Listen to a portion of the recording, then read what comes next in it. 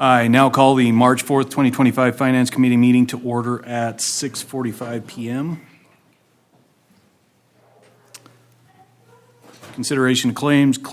Chair would entertain a motion for the approval of the claims. So moved. Second. Have a motion by Councilwoman Pearson-Lewis and a second by Councilwoman Johnson.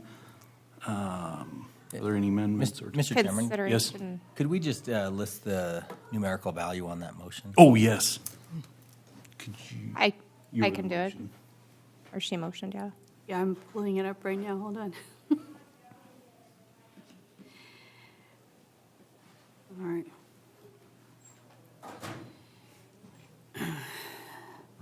Let's see. I got it. Mr. Chairman, motion for the consideration of claims for a total of $614,498.08, please.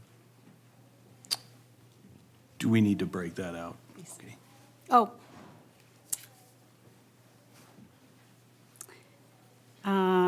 Just to be paid, the first one just says to be paid in the amount of, is So that it? consideration of claims to be paid in the Okay. amount of. Okay, consideration of the claims to be paid in the amount of $122,306.04. Payroll and liabilities for 2/21/25 in the amount of $492,192.04 for the total of $614,498.08. Thank you. And you accept the amendment to the motion? Yes. Okay, we have a motion by Councilwoman Pearson-Lewis and a second by Councilwoman Johnson for consideration of claims to be paid in the amount of $122,306.04. Payroll and liabilities for February 21st, 2025 in the amount of $492,192.04 for a total of $614,498.08. All those in favor say aye. Aye. Aye. Aye. All opposed say nay. Motion passes. Is there anything additional, Director? Mr. Chair, I have nothing else to add Okay. today. Thank you. Thank you. With the consent of the committee, we'll adjourn at 6:48 p.m.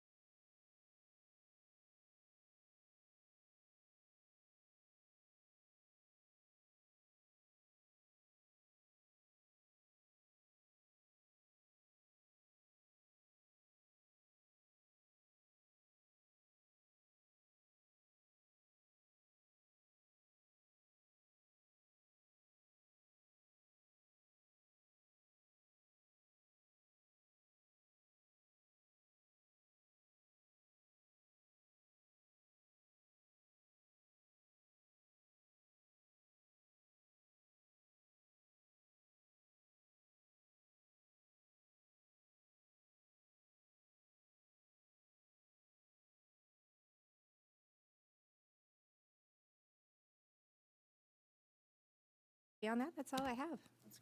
All right, thank you. Mr. Butterfield. Thank you, Your Honor. This first message is not going to be as effective as I hope it would be, but we just got word that our YouTube channel doesn't have sound right now, and I want to let you know that our team is working on it, and hopefully we can restore sound to those that are watching remotely on YouTube. And my wife just texted, and she said she can hear it now. So, Wow, that was fast. Okay. So the message was conveyed to the people, but it was the wrong message. well, I'm really proud of our team for being on top of it and getting it fixed, and I apologize to those that are watching remotely that missed a little bit of our meeting tonight. But thank you to IT for fixing the issue. As was mentioned, we will have our Fix Our Road Citizen Committee meeting this Monday at 11 o'clock, and that will meet in the bullpen area. I also want to make note that we've been able to coordinate with several community stakeholders this week with our consultant that's exploring the feasibility of a multi-sport complex. Ballard King and Associates will be in town tomorrow as well, and they're taking time to get as many perspectives as possible as they help review the feasibility of adding some type of recreation or multi-sport facility in the community. And I appreciate their efforts because not only are they looking at the upfront cost of building a facility like this, but the ongoing operating liability, and that'll be valuable information for you as a council as things move forward. So we appreciate their efforts in that regard. The legislative session is ending this week. It has been a busy few months and widely reported on, so I'll be very brief. I want to say thank you to our legislative representatives out of Fremont County for their work, and also to team members that have been doing their best to represent the interests of municipalities as the legislature has been considering a record number of Senate files and House bills. So their hard work is nearing the end, and they can see daylight. Mm-hmm. I've already reached out to a few of our local legislators. As you know, in the past, we've had them come and do a session report to you as a governing body, and we'd like to coordinate that again because I think that is a valuable thing for you as a governing body and also our community that attend our meetings. I thank you for your support as I was able to attend some meetings with our congressional representatives last week. I want to say thank you to my team for ensuring that the trains ran on time and provided service, and I'm just always so grateful for their investment. And I can report that our meetings were very valuable. We had opportunity to speak about grant opportunities and how important they are, especially to some of the services we provide at the airport. And then also the importance of regional connectivity through commercial air service, and provide specific updates in that regard, and also explore the Essential Air Service Program and the viability of Wyoming airports to re-enter that program. So it was very valuable, and I appreciate the opportunity to have done that, and thank you for your support. I was pleased to receive a handwritten letter or a note from Captain Kelly Waugh from Lander, and I appreciated it because it was a personal touch. He expressed appreciation to you as a council, the city of Riverton, and specifically the Riverton Police Department for supporting the city of Lander during Mayor Monty Richardson's funeral. We were able to send officers over to help field calls and support the city of Lander at that time so they could have their officers pay their respects to their mayor. So I thought that was a nice touch, and I appreciated that, and also expressed my gratitude to our police department for being good partners. We've seen that in so many instances this last year through the multi-jurisdictional task force. We've seen it frequently with the Shoshone Police Department, where we're able to band together as a county and provide services and help each other out. And really, that's what Wyoming's all about. We need to help each other, and I appreciate that we have that spirit and that attitude in our county. The Community Development Department and the Planning Commission are working through home occupation permits and child care permits. These are annual permits that are applied for and renewed, and those will be considered on March 20th, and the public is invited to attend that meeting. I'd like to embarrass Mia Harris at this time because she received her LPA certificate And I don't remember what LPA stands for, but it basically means that she's amazing. Didn't need a certificate to know that. That's true, but the state of Wyoming now recognizes it as well. Essentially, we're required to have someone with that LPA certification on staff. Ms. Harris has provided that service, and she was able to renew that certification recently. And it has a lot to do with ensuring that we manage projects and grants in an ethical manner, a professional manner, and a very transparent manner. I'd also like to embarrass Aaron Troyer, who's not here tonight, for passing his building official exam yesterday. This is a very important certification that's offered through the International Code Council. And it's a real feather in his cap because that's a challenging exam for him to prepare for and take and pass. And his efforts will prove valuable to our residents. As he then provides service to our community, he'll do so in a manner that's certified and then also all the more trained than what he is now.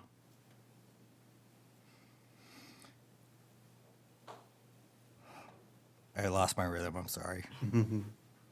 I just have two other things. I would like to send our congratulations to Missy White, who was selected as mayor for the city of Lander.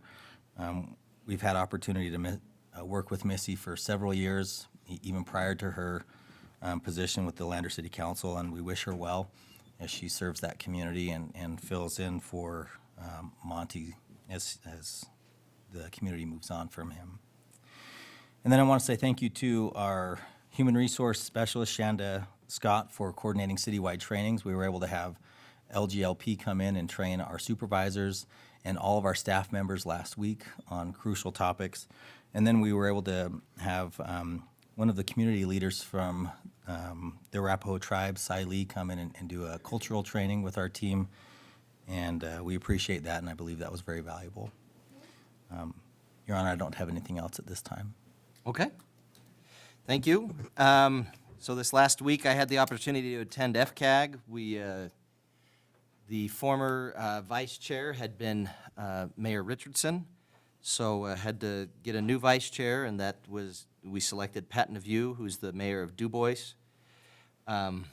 Discussed some of the different things we can do financially in terms of ensuring that we have WRTA keeping afloat. A little bit of a weird expression to use for a bus. Maybe on the road. On the road, keeping WRTA on the road. We did also have a chance to discuss, one of the things we've been talking about in FCAG has been being able to get more tribal involvement. In years past, we've had representatives from each tribe that have attended and have not been voting members. And so through some work with our new commissioner, Thomas, who was selected as a FCAG representative for the commissioners, he is going to try to get it arranged so that we can get representatives from both tribal business councils at the next meeting. And if we were going to have them be voting members, that would require a bylaw change. So we'll talk about that possibility. And I think FCAG as an organization really wants to have the tribes involved and can see that being something that will benefit our community. And when I say our community, as a whole, the county as well as the city of Riverton. And so hopefully we can have that work out, and looking forward to being able to have more collaboration. I just had a couple of citizens that had reached out with different things I wanted to share that were interesting, I suppose. The women's soccer team, I don't know if people know, but on Wednesday nights, they tend to have a music and jam session. The location has tended to change. I think they've been at the Holiday Inn. I think lately they've been at the senior center. But they'll have, different people that will go and play, and they'll just play as a group. Anybody that wants to go and play can go and play or sing or whatever it is. And people dance and enjoy it. And we just recently had one that the women's soccer team came to.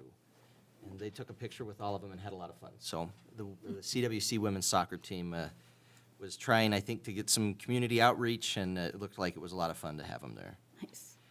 I also got a letter from Hunter Masters. I don't know if anybody knows him. He's a high school student who was saying that he's wanting to have more support for the marching band. And I will just read that because he sent it to me, but it's probably something that would be beneficial. Mr. Hancock, my name is Hunter Masters, and I'm a part of the Riverton Marching Band, which, I mean, it's the Marching Wolverines, right? So we need to use the correct name here. I'm contacting to ask if you might consider donating to the marching band. The money will go towards our equipment maintenance cost. It would be great if you would show your support for our Marching Wolverines. See, there you go. Now he uses it. Who have gotten a superior rating for 3 years in a row. So, I could donate to that cause on my own, and it would be just a one-time thing, and it probably wouldn't make as big of a difference. But I do hope that we get more recognition for our marching band and that we can get the community coming out and to support them. I can tell you as a musician myself, never having done marching band, but playing piano, instruments wear out. Instruments in the hands of high school students wear out faster. Equipment in the hands of high school students wears out fast.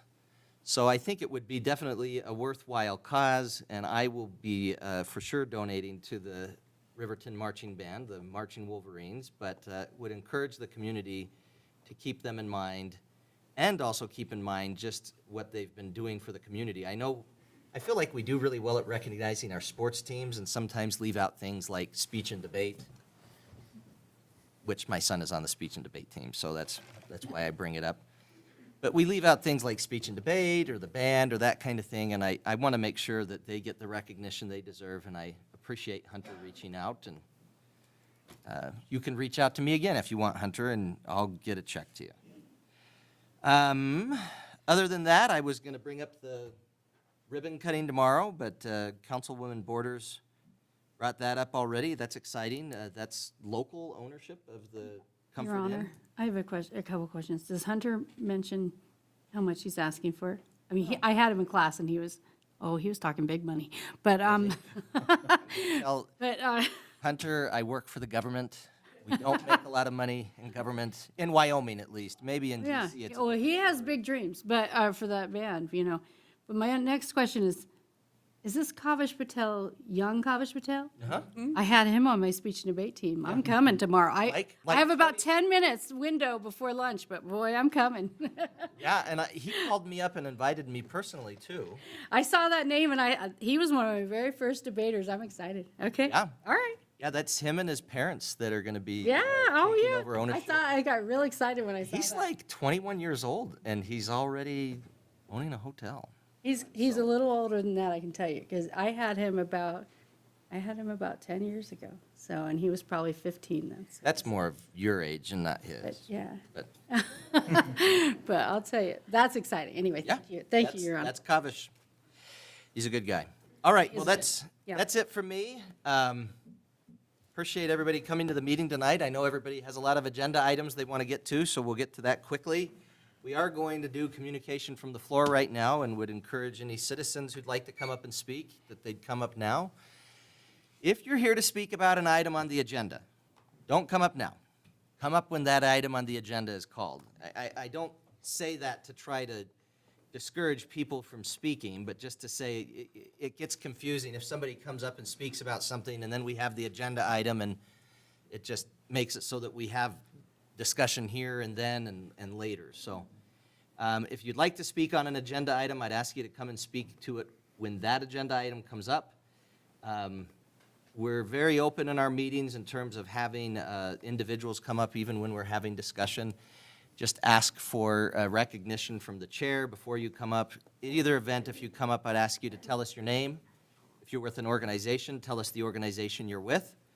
I'd ask you to keep your comments to 5 minutes. If you're an individual, 10 minutes for a group. I will time you on my clock, so if you hear, on my clock, on my phone. So if you hear this go off, that means your time's up. We're not going to have the chief arrest you or anything, but I would ask you to please respect other people's time and keep your times to those time limits. I would ask you to avoid comments of a personal nature that would reflect on the character of another person, personal criticism, name-calling, ridicule, that sort of thing, and just anything that's going to disrupt the meeting. So, if you'd like to come up and speak now, you can, or if you'd like to speak during an agenda item, feel free to come up then. Anyone who wants to speak? Cindy? Yay, Cindy. Good evening, Mayor and Council. I brought flyers for the ribbon cutting. I just wanted to say we coordinated this with the Patels. They're great people, and they became bronze level members with the chamber. So we're coordinating their ribbon cutting tomorrow, and it's very exciting to do that. So I'm hoping everyone can be there. We also this Friday have our lunch and learn at the college, our monthly first Friday lunch and learn. Fremont County leaders, our leadership Fremont County will be presenting. If you want to know anything about that, please come up and enjoy lunch and listen to what they have to say. It's a pretty unique group and organization, and so and we've got a new lunch sponsor for our lunch and learns for 3 months. Ichiban will be doing that now. Bunks had done it for a good year or more. So 2 exciting things this week. Just updates on the chamber. I'm sorry, I didn't introduce myself. You all know me, but nobody else does. Cindy Olson-Roden with Riverton Chamber and Visitor Center. We're almost done with our little bit of construction. The landlord is doing a new lighting and ceiling. So as soon as that's done, I'm going to formally invite the council and everybody else to come down, see the visitor center and the chamber. And what else do we have going on? Oh, today was the 3rd of our 6 editions of newsletters that went out. I hope everybody's enjoying that, sees it, the new format. It seems to be a lot more efficient, concise information, and so things are going really well at the chamber. We're getting new members and renewals that we hadn't had in the last year or 2, and so things are going very well. And that's all I've got, unless you have a question. Anything that anyone? Okay, All right, thank you. appreciate you coming up. Yep.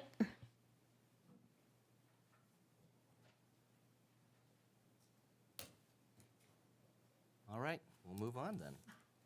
Administrative Services Director, oh. Are you wanting to speak about something that's on the agenda? Yes, sir. Okay, let's wait until the agenda item is called then, and you could come and speak then. That Not, way, we're not getting it split up. not split up? Yep. Okay, so wait for the item? Yep, Okay, all right, thank you. thank you. Ms. Harris, could you please read the consent agenda items by title only? Yes, Your Honor. Approval of the minutes, February 18th, 2025, regular council meeting. Approval of the minutes, March 4th, 2025, Finance Committee meeting. Approval of the Finance Committee recommendations, March 4th, 2025, and Stover Edition replat number 1. All right, items requiring further discussion? Councilman Carr? Your Honor, Yes. the Finance Committee met at 6:45 this evening and recommend consideration of claims to be paid in the amount of $122,306.04. Payroll and liabilities for February 25th, 2025 in the amount of $492,192.04 for a total of $614,498.08. All right, thank you. Entertain a motion to approve the consent agenda. So moved. Second. Councilman Bailey with the motion, Councilwoman Borders with the second. Any other discussion? Your Honor, I need to abstain from the approval of the minutes for February 18th, 2025. Okay. Noted. Anything else? All in favor, say aye. Aye. Any opposed, say nay. Motion passes. Appointment of alternate airport board member. Mr. Butterfield. Thank you, Your Honor. We recently had a vacancy occur on the airport board for one of the alternate positions. Dean Peranto expressed interest in filling that vacancy. Mr. Peranto was previously a member of the airport board and had served as its chair prior to his service on the city council. He's expressed interest in filling this vacancy, and staff recommends that be done and recommends that the council concurs with the mayor's appointment. Thank you. Entertain a motion to approve the mayor's appointment of Dean Peranto as an alternate member of the airport board. So moved. Second. Councilwoman Borders with the motion, Councilwoman Johnson Pearson Lewis with the second. I'll say it was Councilwoman. You could say whatever you, All- I'm okay with that. Any other discussion? All in favor, say aye. Aye. Any opposed, say nay. Motion passes.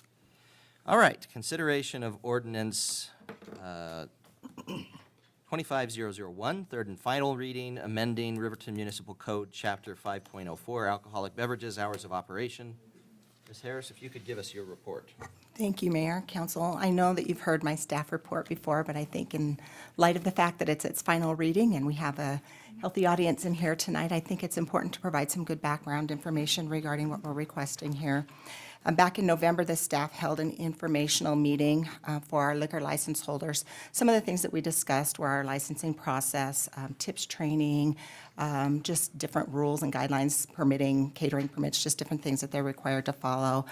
There was a discussion that was held regarding a request from liquor license holders to extend their Sunday hours of service. They pointed out that the current 12 p.m. to 10 p.m. window makes it challenging for them to offer morning drinks for Sunday brunch, accommodate tournament schedules, and serve customers who want to watch sporting events at local bars and restaurants. To address this, the city staff looked into liquor service hours in other municipalities across the state. Most cities allow the same service hours every day of the week, including Sundays. To better support local businesses and stay in line with the community, staff is proposing a change to the city ordinance. Under this proposal, liquor sales would be allowed from 6 a.m. to 2 a.m. every day, with drive-through sales limited to 6 a.m. to 12 a.m. The adjustment would give businesses more flexibility while keeping our policies consistent with the rest of the state, and the proposal will now be considered by you for third reading. This, at the February 18th meeting, our last council meeting, the ordinance passed with an amendment to the hours beginning at 10 a.m. through 12 a.m. on Sundays. I also have forwarded a letter to you from Miss Amanda Henry of the Brown Sugar Coffee Roastery in support of the change, but she's still requesting hours of 6 a.m. to 12 a.m. And I would stand for any questions and look forward to a great discussion. All right, thank you. You could also read ordinance 25001 by title only. Yes, Your Honor. Ordinance number 25-001, an ordinance amending Title V, Business Licenses and Regulations, to revise Chapter 5.04, Alcoholic Beverages, Section 5.04.040, Hours of Sale, Section 5.04.120, Subsection A, Paragraph 1A, Liquor License Requirements, Restrictions by Category, Delivery of the Riverton Municipal Code, and repealing all ordinances or parts of ordinances in conflict therewith, and providing for an effective date. Thank you. I'd entertain a motion to adopt ordinance 25001 as amended on third and final reading. So moved. Second. Councilman Bailey with the motion, Councilman Peranto with the second. Who? Clark. You're sitting over there, Eric. We just appointed him to the airport board and my mind just... Councilman Carr with the second. It's only been 3 months. Your Honor, based on this letter, and I do agree, this is an excellent and well-written letter, I would like to amend the motion to include the hours of 6 a.m. to 12 a.m. Okay, so as it stands now, the ordinance is, as we've got it in the packet, which has between the hours of 10 a.m. and 12 a.m., and have to clear everybody out by 12:30 a.m. is the way we have it written in there right now. Your motion then would be basically to replace 10 a.m. with 6 a.m., did you say, or 7? 6 a.m. 6 a.m. 6 a.m.? Okay, so we had a motion for passage of the ordinance as amended, and now we have a motion to amend it to change it from 10 a.m. to 6 a.m. Do we have a second for that motion? I would say. Yes. Okay, so we have a motion by Councilwoman Pearson Lewis and a second by Councilman Bailey. So now discussion on that amendment only.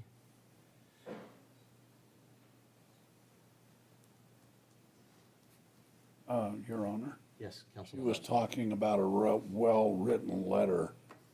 Could you Should be in front of you. explain the desire of increasing that by 4 hours and what heart-throbbing letter drives that direction?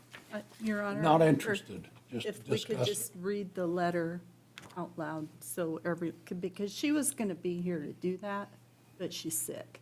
You're welcome to read it, either that, or if you want to answer the question there in particular. Wouldn't say heart-throbbing, Kyle, but would say that it's mainly saying two things. One, she says that the desire, well, we can read it. Carla, do you want to read it? Do you want me to read it? It doesn't matter. I just thought it would be appropriate since you can't. I think you're right. I think it is appropriate. So this letter comes from Amanda Henry, Brown Sugar Coffee Roastery. And basically, I mean, she's saying that, you know, alcohol issues aren't tied to early Sunday sales, and there's a desire for early Sunday sales, which we did hear from owners last week as well. Request to vote yes for Riverton's liquor law matching Wyoming state laws for Sunday sales. Again, this is from her, not from me.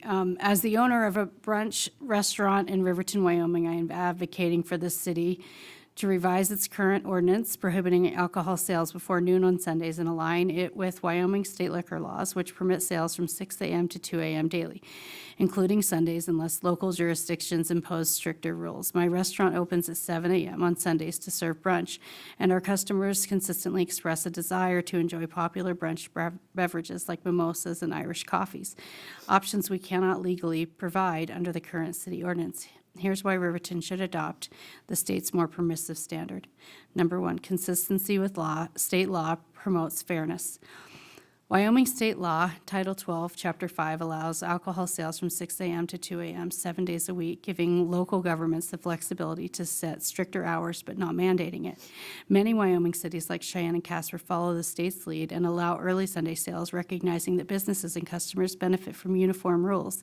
Riverton's noon restrictions create an uneven playing field, penalizing local businesses like mine while allowing competitors in nearby jurisdictions can serve alcohol during peak brunch hours. Aligning with state law ensures Riverton's businesses aren't arbitrarily disadvantaged compared to others in Wyoming. Number two, economic benefits for local businesses. Brunch is a growing trend, and alcohol, particularly mimosas, Bloody Marys, and Irish coffee, is a key part of that experience for many customers. By prohibiting sales before noon, Riverton's ordinance limits my restaurant's revenue potential during our busiest Sunday hours, 7 a.m. to noon. Customers who want a full brunch experience may choose to dine elsewhere, potentially outside Riverton, taking their dollars with them. Allowing sales from 7 a.m. would keep that revenue local, boost my business's profitability, and increase tax revenue for the city. Other Wyoming communities have seen economic gains from relaxed Sunday restrictions.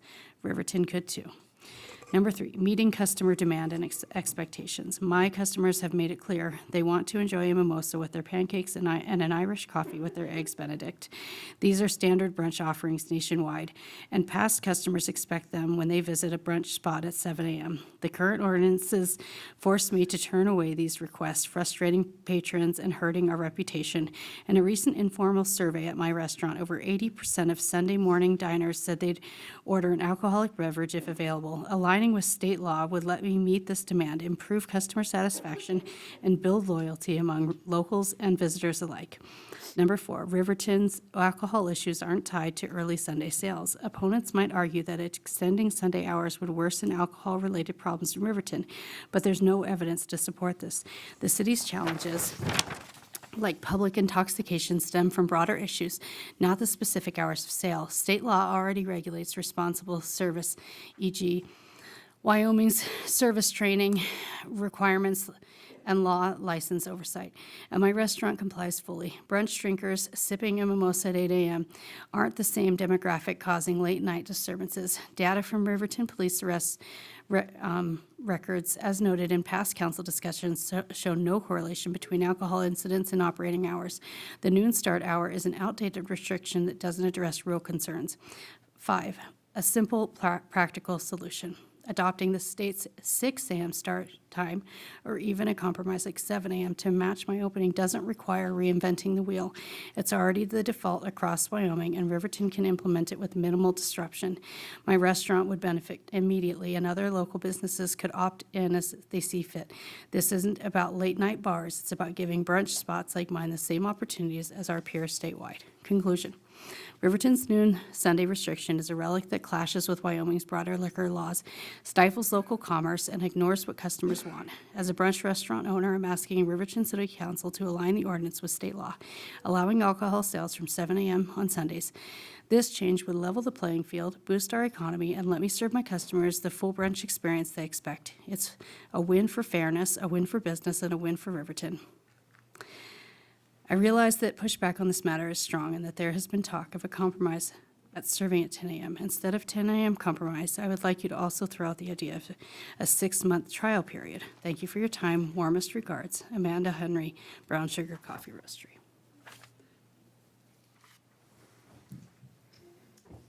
Your Honor? Councilwoman Johnson? I'm not going to beat a dead horse. I think it's pretty evident how I stand on it. However, I do want to respond to a couple of these bullet points on here.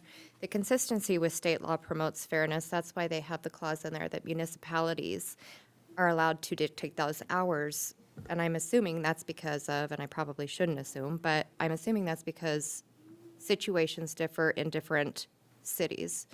And the makeup that we have indicates that Fremont County has a large alcohol problem. Now, while it may not directly be from her serving mimosas or whoever's drinking at 6 in the morning, I don't know, but it does allow for the other establishments to stay open later, and that's where a lot of the problems do come from, because people lack ability to stop drinking. The economic benefits for local businesses, and number 2,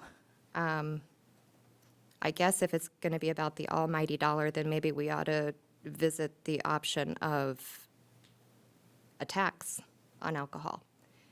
If we are going to be overran with alcohol problems and our resources, the police department, the ambulance service, the hospital, are all inundated with people who are abusing alcohol, then maybe we ought to reap some benefits off of that and charge an excise tax. As far as number 4 is concerned, Riverton's alcohol issues aren't tied to early Sunday sales, and maybe somebody can let me know, but have we ever changed the hours? No? So how would we know if they're going to impact Sunday service? As far as the public intoxication stemming from broader issues, I guess if we're going to agree that businesses can open up and serve, then why not allow it 24/7? And just really enforce the laws and ordinances that we currently have on the books as far as alcohol service is concerned. That includes every bullet point in the liquor license rules.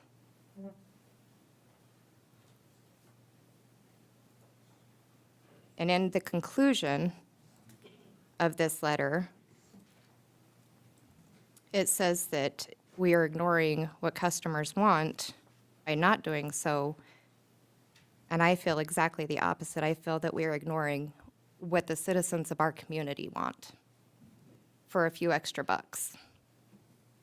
So I'm going to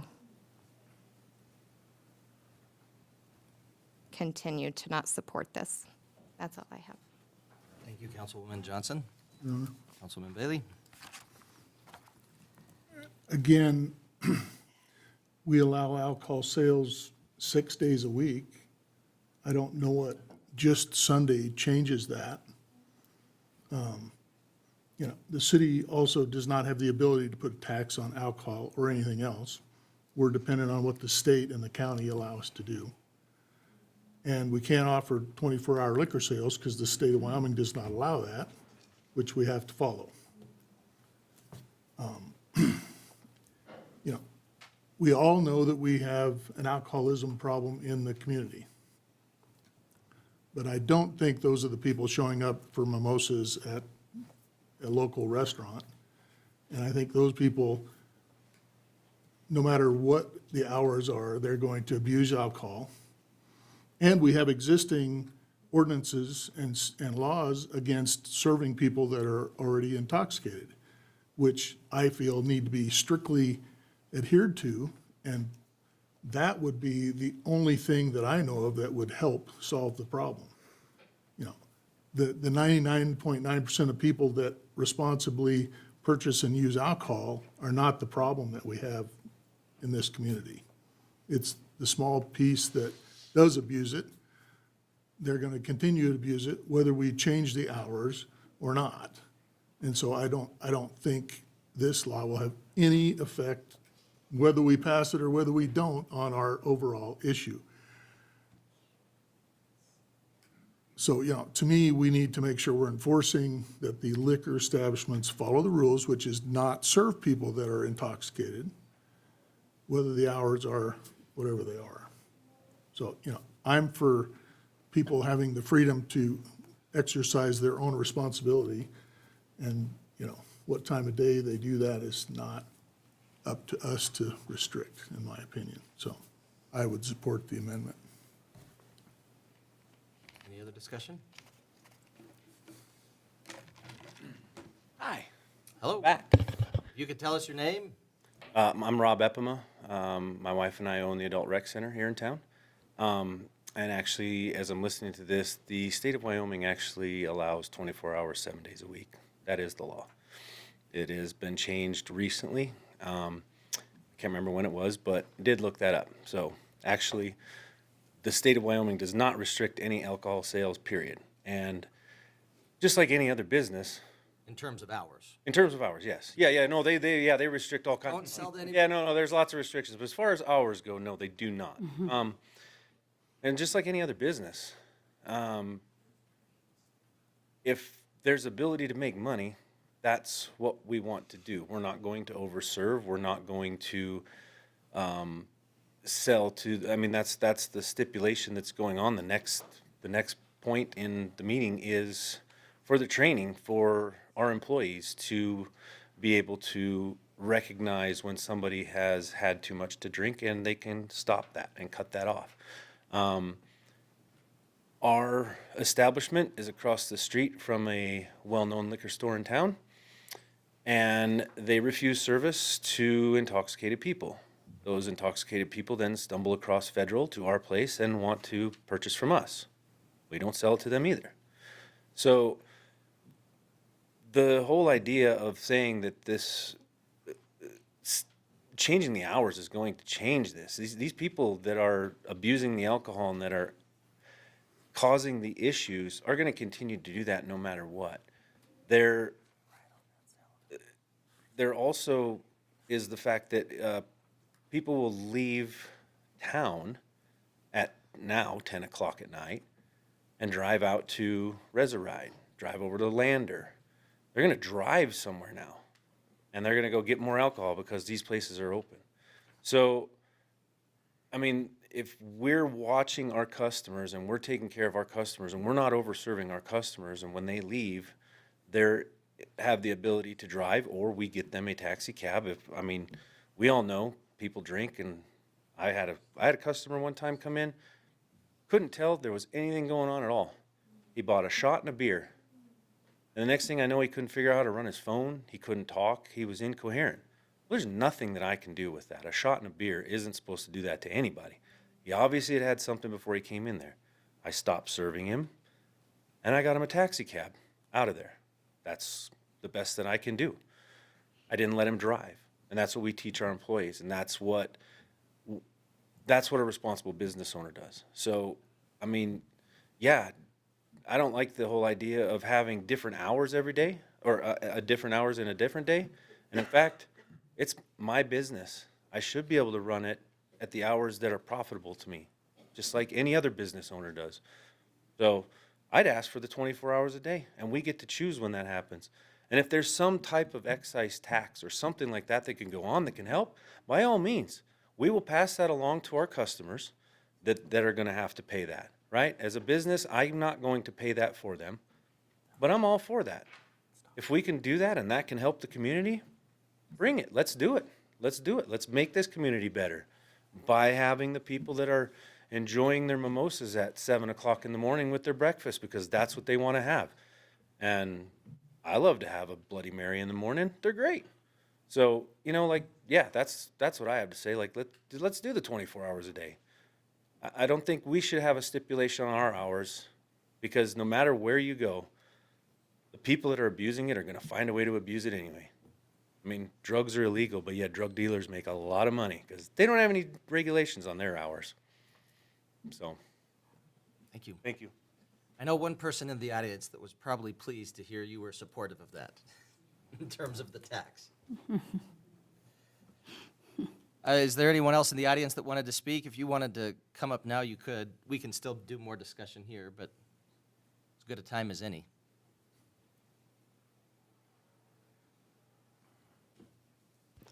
Good evening. I'm Jessie Lee, live here in Riverton. And I would just like to address the issue about that arrests should be made, that arrests can be made of people who sell alcohol to those who are intoxicated.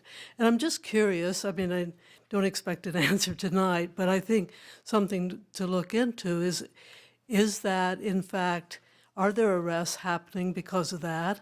I suspect that there are people who are intoxicated. From my observation as a citizen of Riverton, that alcohol is being sold to people who are intoxicated, and probably not by the restaurant business. But is there a way? I know, like for underage sales, there's tests being done to make sure that that's being complied with. Yeah, I'm glad that brought up about taxes. I mean, this is, I formerly worked for the American Cancer Society and advocated for an increase in taxes on tobacco. And, one of the reasons that the main reason that the American Cancer Society supported that is that an increase in the costs does decrease the amount of sales, especially if it's a substantial amount. And that in turn then, that extra revenue could be allocated to deal with the health crisis that we have here in Fremont County and in Riverton about alcoholism. And we definitely have an underfunded mental health services that are needed. So if that, I would like to see, if you do pass this, to put in equal amount of time in looking at ways that could increase the excise taxes, the sales tax, whatever, on tobacco. And I know the former mayor and I, one of the former mayors and I worked on that issue to try to get, beer is 2 cents per gallon excise tax. And that is just, way underrepresentation of the costs that the abuse of alcohol imposes on our governments. And so I know that the liquor industry lobbyists are very powerful in Wyoming, as were the tobacco lobbyists. But that's something that I think could get the citizens could get united around to implement revenue to address the problems that alcoholism causes and to address the health crisis and to provide treatment. So, thank you. Thank you. I guess just as a note for that, we do not have the authority, the city of Riverton, to be able to change the taxation model for any sort of alcohol sales. Nevertheless, it has been something that has been discussed, and we can discuss more. And, Your Honor, I apologize if I misspoke about the hours. That was my understanding, so. Right, yeah.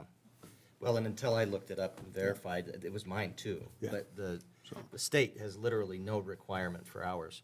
I will note that the hours that the liquor establishments are closed tend to be we don't use this word in law enforcement, the quietest hours for law enforcement, for what it's worth. I mean, we're talking about correlation and stuff like that, but, yeah. 2 a.m. to 6 a.m. in the morning? Well, Quietest for everybody. 12 a.m. to 6 a.m., I think, is when we're not as busy. Yeah. Mayor Hancock and council, I hadn't intended on saying anything this evening, but this is just too exciting. I can't. Well, you were My mouth shut. You were kind of baited up there, and I didn't hurt it. I know, that's just not fair at all. Ron Warpness, citizen. This is a difficult issue. I don't disagree. It's been described as being a moral issue. And I think that our underpinnings of our society and our country and whatnot, the hours that we have for Sunday are a reflection of those values that have come down to us historically. And I mentioned at a previous meeting that when I was growing up, Sunday, you couldn't buy any alcohol on Sunday, period, at any hour. And now we just keep whittling away and whittling away. And I think it was Councilman Carr that suggested that, well, this is a moral issue and we can't legislate morality. And I think there's a lot of truth to that. We tried that with alcohol at one time in our history, and the community just rebelled against it. But I couldn't listen to this discussion and see the courage that it took Councilman Johnson to speak out, a lone voice in the wilderness, if you will, on it without supporting her. And I think that it's not so much of a moral issue as it is a value issue, okay? And your values as each individual councilman is a function of your morals, okay? And so this is more of a value judgment on what are your values for our community and where we're going. Chessie just spoke about the trying to raise the tax on beer. I spent 4 years trying to do that and was totally unsuccessful. And it's readily apparent from this discussion which direction this is going to go. This evening probably. I recognize that, but it's just the values of our community and what's important to us and where we're willing to invest our time and money and whatnot. And everything here has been described as, well, it affects my business, it affects my business. Well, that's true. It may, but, and that's when I suggested, well, just do it 24 hours a day, 7 days a week and be done with it. And the people that have an alcohol problem are going to continue on, and it's not going to make any difference. And I agree with Mike on that, Councilman Bailey, that it's not going to have any difference at all on anything. But it says a lot about the values of our leadership in this community, I think. And so, thank you, Karen. Okay, thank you, Mayor. Thank you, Mayor Warpness. You can come on up. I'll reset the timer so that we're not doing what we just did. Good evening. My name is Rafael Delgadillo, and I do have a bar here in town. When we were at the last meeting, we talked about the hours. My business model is not going to change because of the hours that change here. If you made it 10 a.m. on Sunday or 6, if there's business, people are going to open up at that time.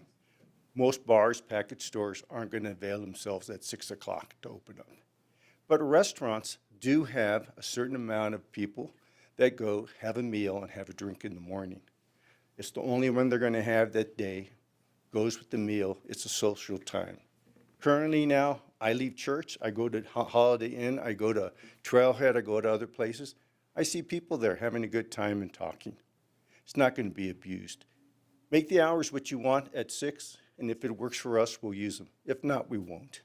And I can tell you, most businesses just aren't going to open up at 6 or 10, except when there's a special event that they want, a sporting event or something like that. Thank you. I think and it's a good point, Raphael, I guess, that regardless of what the hours are, at Woodward's Liquor Store, for example, we discussed this at our last meeting because we were just curious, when are they open? 8 a.m. to 10 p.m., Monday through Wednesday, 8 a.m. to 12 a.m., Thursday through Saturday. So, I mean, even with the availability of 6 a.m. to 2 a.m., I hear you. Anyone else? Ms. Wagon, this would be your time if you want to come up.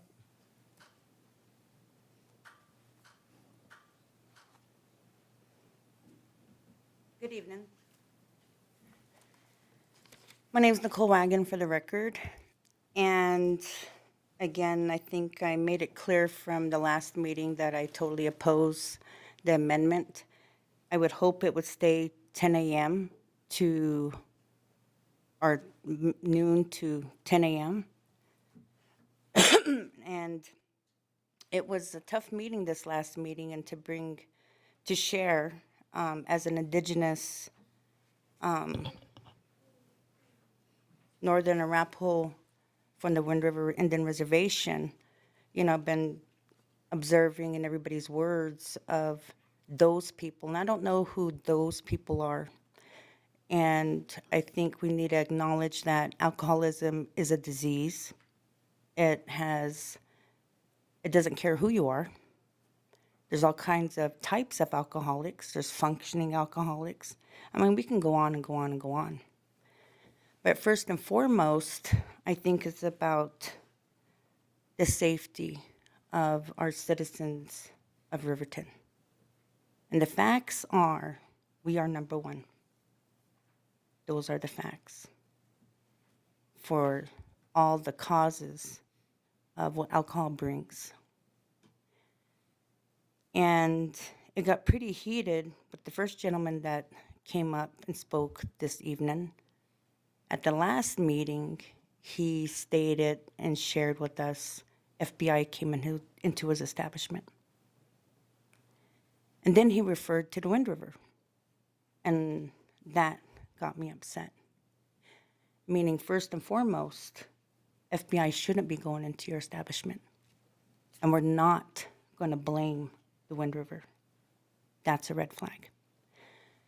Second, he shared about the business and football. And again, I stated,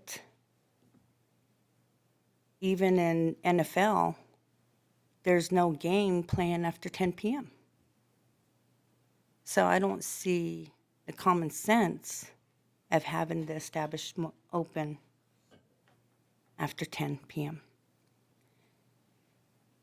And there was another lady that spoke from Cedar Bar that came up, and this is where it got personal for me. I do the Billy Spoon Hunter tournament. And I thought, wow, imagine that. Making money off of my uncle's name. She didn't know I was related. That's my uncle. My mother's little brother. I can't help who I'm related to. Like my dad always told me, can't pick and choose my relations, but I can pick my friends. But I will stand up and speak out and oppose to this amendment. It has traumatized my family directly, alcohol. My daughter was murdered in this county by juveniles that had alcohol. The Wind River wasn't selling alcohol in 2019, so we don't know the X factor of where they got it from. But I bet you 99.9% it possibly came from Riverton.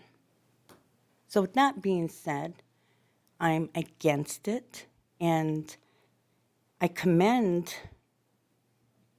Mr. Butterfield sharing Mr. Siley coming in the culture component of my people and good relations. Because when my daughter was murdered, I initiated that for the law enforcement to have a culture understanding with my people.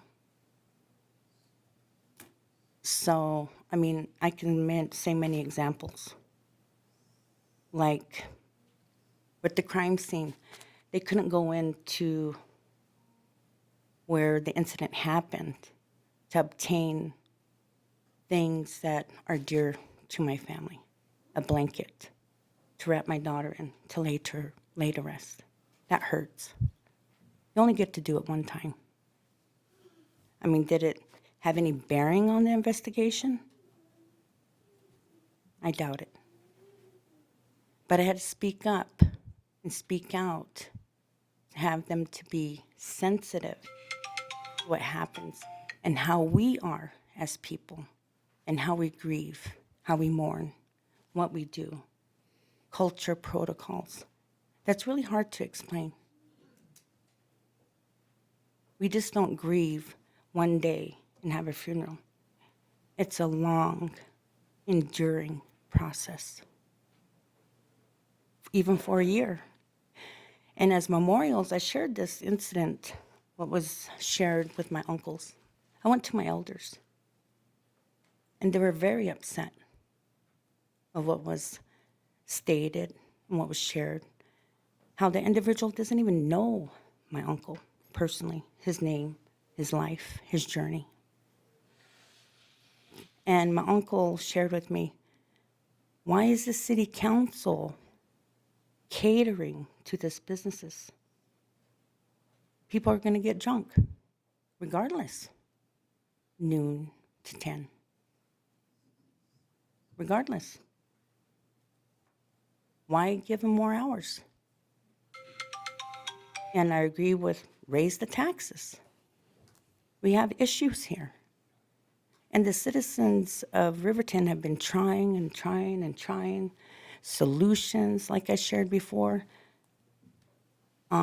Myself on the Riverton Peace Missions, we held an unhoused summit. We gave birth to the Riverton Rescue Mission. I believe your wife was on that board.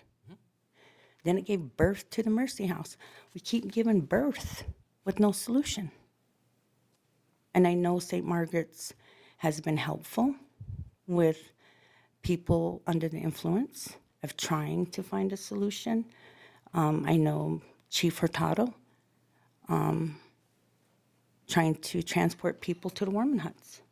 I mean, I know all these people personally that have helped. I know Rick Brannon. He's a dear friend of mine. But with that being said, we have a problem here. And it's not getting better. And it was ironic, the very next day after that meeting, the rangers shared that somebody passed away from hypothermia. But I mean, it's always something.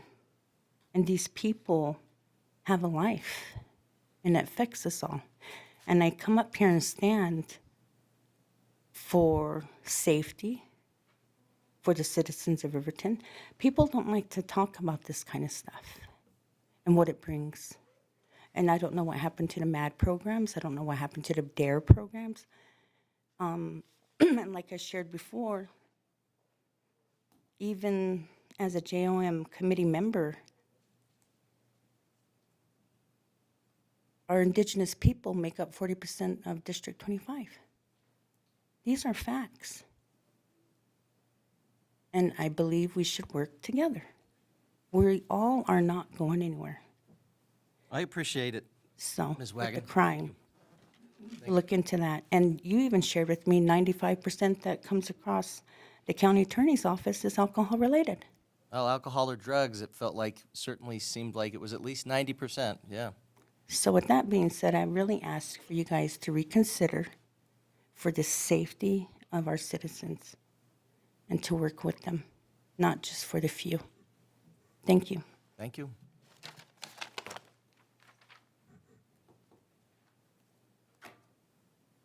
All right. A little bit off topic in the sense that the discussion really should just be about the amendment, but I think we're all right. Any other discussion? Your Honor. Yes, sir. Just for a point of information and clarification, a question came forward about what is in state statute about hours of sale. Currently, that's covered in 125101D, which states local licensing authorities may set hours of operation for alcohol sales, provided that the hours of operation are uniformly applied to establishments similarly situated. In 2017, Enrolled Act 19, or Senate File 43, which came out of the legislative session, repealed what used to be the standard set by the state of 6 a.m.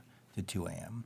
So that had been a standard up until the 2017 legislative session when statute was amended. Several of the paragraphs were repealed, and subparagraph D that I just read was inserted, so it does grant you authority. Was subparagraph D inserted, or was it already there? Because I do note, I mean, even with the way it was, we still had the limitation on Sunday hours and had gone more limited than the state had allowed. Your Honor, it was inserted at that time. Okay, just was curious. All right, any other discussion from the council? Thank you for that clarification, Mr. Butterfield, I appreciate it. All right. Well, the vote would be right now on the amendment as proposed by Councilwoman Pearson Lewis and Councilman Bailey, which would be to change from 10 a.m. to 6 a.m. So that would still have a closure at midnight. So all those in favor of that amendment, say aye. Your Honor, Oh, as a point of order on third reading, we need to do a roll call vote. this is for the amendment only. We'll be back on the main ordinance after this unless we have other amendments. I apologize. Oh, thank you, I appreciate it. Normally, I would agree with you, because I do forget that. All right, so on the amendment for 10 a.m. to 6 a.m., all those in favor say aye. Aye. I'm sorry. We discussed it last week, Rob Epema with the Adult Rec Center, sorry. We discussed last week about if it falls on New Year's. Does that have to happen now? We had actually left that as it was in the ordinance, Yeah. which would be Oh, that it it did- says if it's Yeah. on Okay, New Year's. Perfect, thank you, subject to the thank you. extended. I didn't want the vote to happen before that was. Thank you for the Okay, clarification. thank you. All right, all those in favor of the amendment from 10 a.m. to 6 a.m. say aye. Aye. Aye. Those opposed say nay. Nay. I vote aye. Motion passes. We're back on the main motion. Any other discussion on the main motion? I know we kind of took some of the main motion, wind out of the main motion sails. But any other discussion? Your Honor, the only thing, I have gone back and forth, and if anyone thinks this is easy, please run next time, because it is not. But I'm going to go on the side of personal choice. I think people need to be personally responsible for the decisions they make. We can't make the whole entire town responsible because a few make bad decisions. And I don't think it's fair that we ask our business owners to lose out on potential income because a certain number of people can't handle their alcohol and they make bad decisions. For me, it's a choice about freedom and personal responsibility, and that's why I'm going to vote in favor of this. Okay. I do have a question, actually. The letter from Ms. Henry, and I always want to call her Amanda Brown just because it's brown sugar, and I don't know why I do that. But the letter from Ms. Henry had referenced like a sunset provision. Is that something that we could do even? I didn't think that that was. Your Honor, is that in regard to her request for simply opening for her business? No, for 6 months. I believe it would have to go back to an ordinance change. It's just what I was wondering about. It'd have to go through the same process. Well, if we had problems, we could then Well, that's revisit exactly it, so. I mean, we were talking a little bit about statistics, and we were saying that as it stands, Sunday right now is one of the quieter days. We were talking about Wednesday being a busier day for law enforcement. If we came back and we looked at statistics that said, hey, Sundays have been turning into this absolute raucous. I don't think it will. Well, I don't think it will either, but I'm just saying it's always good to make decisions based on objective criteria. I I'd agree. like to consider I it. agree. Your Honor, on the statistical analysis, I did run the numbers, and Sunday is it is statistically insignificant in instance, which means that any given Sunday, there's a football reference,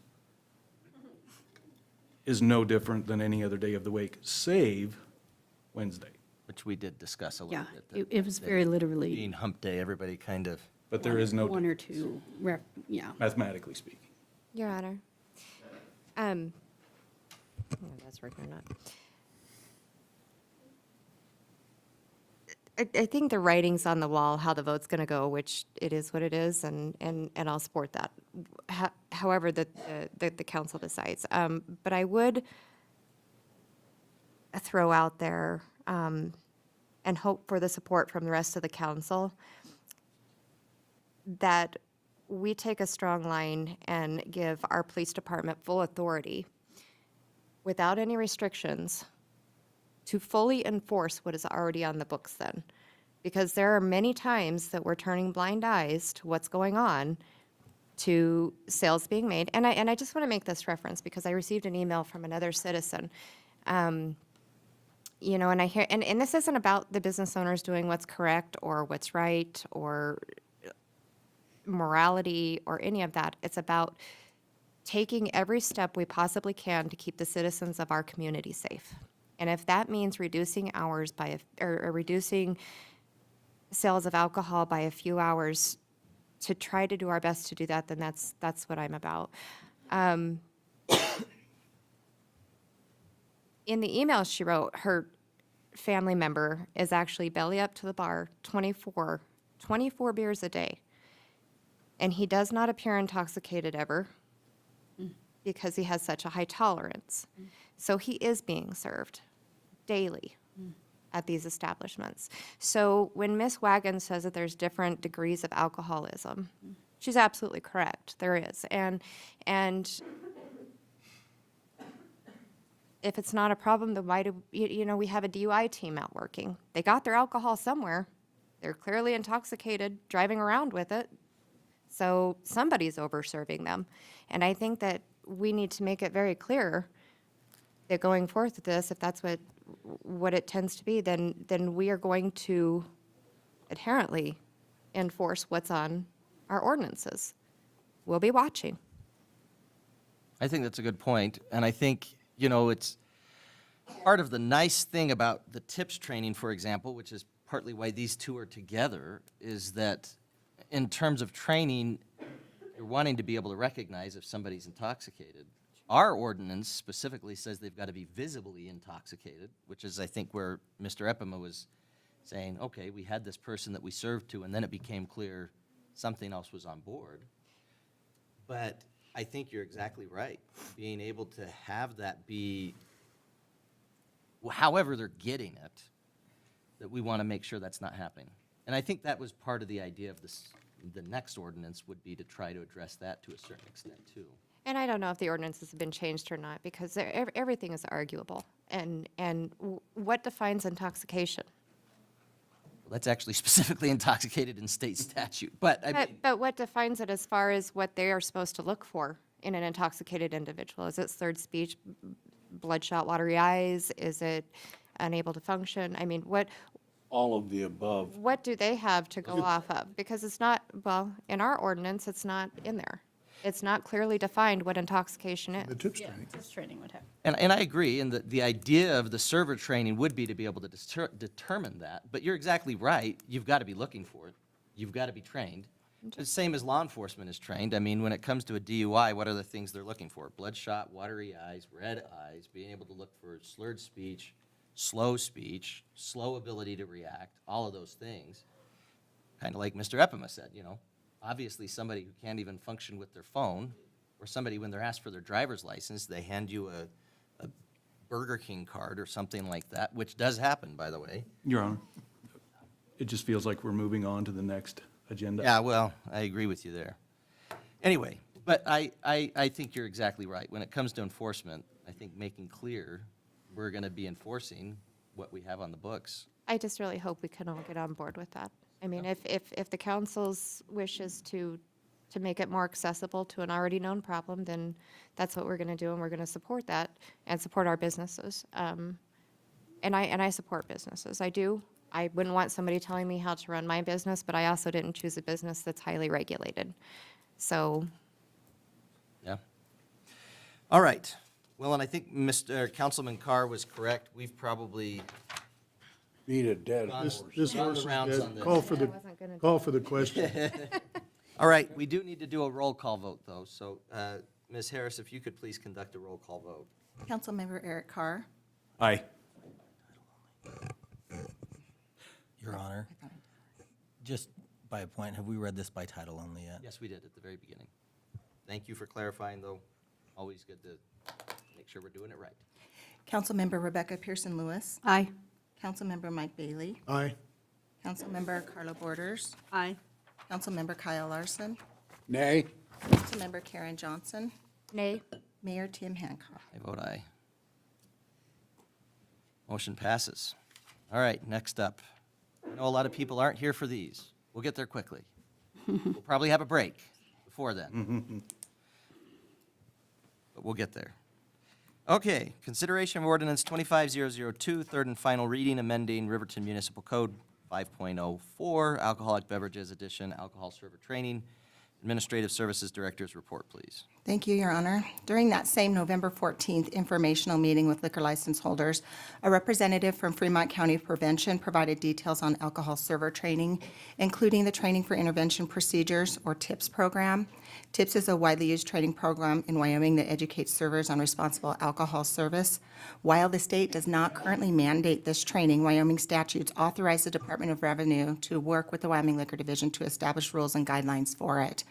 To promote consistency and responsible service across all establishments, the city is proposing ordinance 25-002, which would require all employees serving alcohol, whether at newly licensed or existing establishments, to complete a state-approved alcohol server training program. Key provisions of the proposed ordinance include mandatory training for employees at all licensed establishment, a requirement for new hires to complete training within 3 months of starting, annual proof of training to be submitted at the time of liquor license renewal, and employees must maintain valid certification throughout their employment. Many license holders noted they already require server training for their staff. This ordinance would standardize the requirements citywide, ensuring all establishments follow the same guidelines. And I have on good hand that the TIPS training will be held February 28th and March 31st, already scheduled in Riverton. So Sounds good. I'd stand for any questions. February 28th of next year, or? February 20, oh, we're past February, sorry, March 31st. They had a training February 28th as well. Just had to give you a hard time. All right, could you please read ordinance 25002 by title only, Ms. Harris? Certainly. Ordinance number 25-002 on third and final reading, an ordinance amending Title V, Business Licenses and Regulations, to revise Chapter 5.04, Alcoholic Beverages, by creating Section 5.04.060, Alcohol Server Certification Required of the Riverton Municipal Code, and repealing all ordinances or parts of ordinance in conflict therewith, and providing for an effective date. All right, I'd entertain a motion to adopt ordinance 25002 on third and final reading. So moved. Second. Motion by Councilman Bailey, second by Councilwoman Borders. Any discussion on this one? Your Honor, I did have someone ask me if this applies to malt beverage sales as well. This was in particular for the fair. So they're selling beer down there. They're wondering if this would apply to them as well. All licensees, managers, supervisory personnel, and staff who serve alcoholic beverages employed at any licensed building and/or licensed off-site premises shall participate in. So I would think yes. So are they working under a permit or a license? I would think that it's going to be an off-site premises license that they would be working under. Is that correct? They have it operating under a malt beverage permit, but the fair, we did review their TIPS servers, and many of their fair employees are already TIPS trained, so they're familiar and they've been through the process. Okay, thank you. Good question, though. Your Honor. Yes, sir, Mr. Bailey. They also, if they just hired them, they'd have 3 months to train them, so It's a little bit of a weird idea, but you It's are a little, correct. they don't work for them for 3 months, so I mean, it sort of doesn't apply, which, Yeah, that's true. Yeah, sorry Might to not be throw able to get mud them in all. the middle of the cake mix, but yeah, right. Any other discussion? All right. Roll call vote again. Councilmember Administrative Eric Services Carr. Director, if you could. Sorry, go ahead. Councilmember. Aye. Councilmember Rebecca Pearson Lewis. Aye. Councilmember Mike Bailey. aye. Councilmember Carla Borders. Aye. Councilmember Kyle Larson. Aye. Councilmember Karen Johnson. Aye. Mayor Tim Hancock. I vote aye. Motion passes. Okay. Trying to think of a good time to take a quick break. Do we want to do it now? Yes. Before I forget, I forgot to abstain on the consent agenda for the Stover edition, which is my property, so I'm abstaining, post-abstaining. After the fact. Post-vote Post-abstain. Can note that. Just one point. Post-abstain. When I hear the state of Wyoming, Casper, and all of those others have expanded hours, it's the same sad story of comparison of unequal subjects. Riverton is unique, surrounded by a reservation. Cheyenne isn't. None of the rest of them are, and yet they want to be just like everybody else, but we can't. We are who we are. We are in Riverton to serve the reservation, not liquor, food, and clothing and substance. That's all I wanted to say. Okay. Well, I think it probably, let's do a break right now. Sound good? Get up and stretch. We'll be in recess until 8:45 PM, and then our next item is second reading of the ICC Building Code Edition. It's time.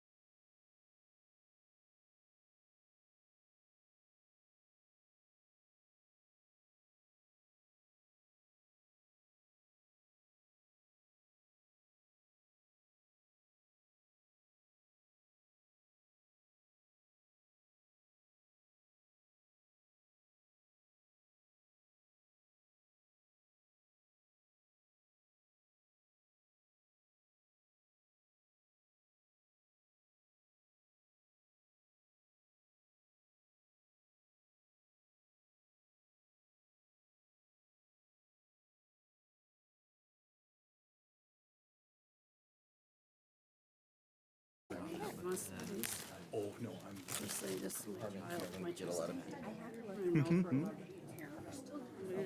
And I'll send an email out to all of the liquor licenses. We'll get a communication out. It's warm in, it's a little warm in here. All right, last call to sit down.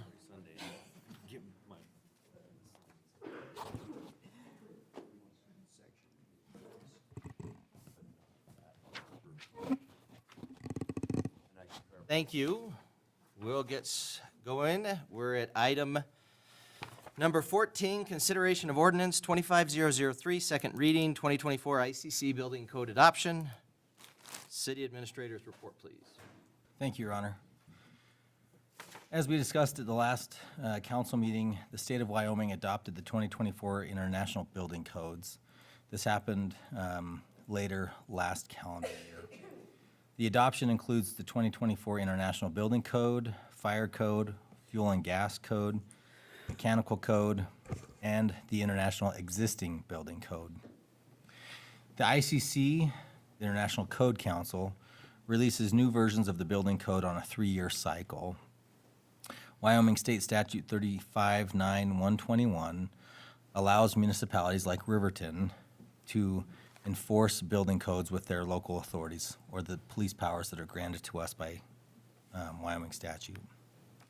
However, it does state that the city must adopt the building codes within 6 months of the state adopting the building codes.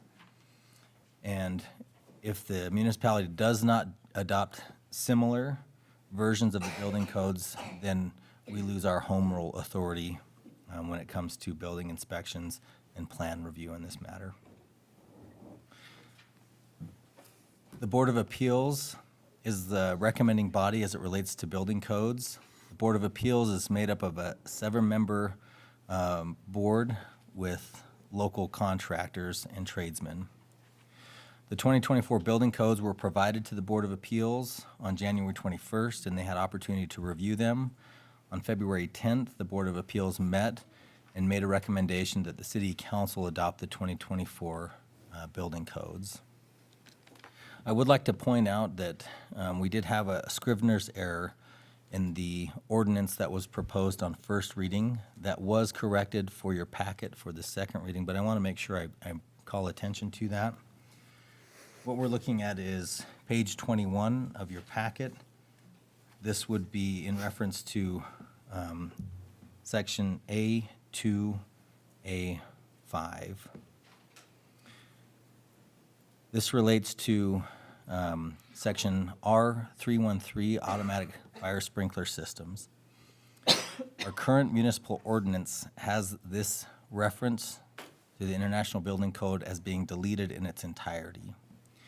In working with the Community Development Department and our interim building official, Dave Paskett, again, he mentioned that on first reading that was meant to be struck through, and this is going to sound like a double negative because it is.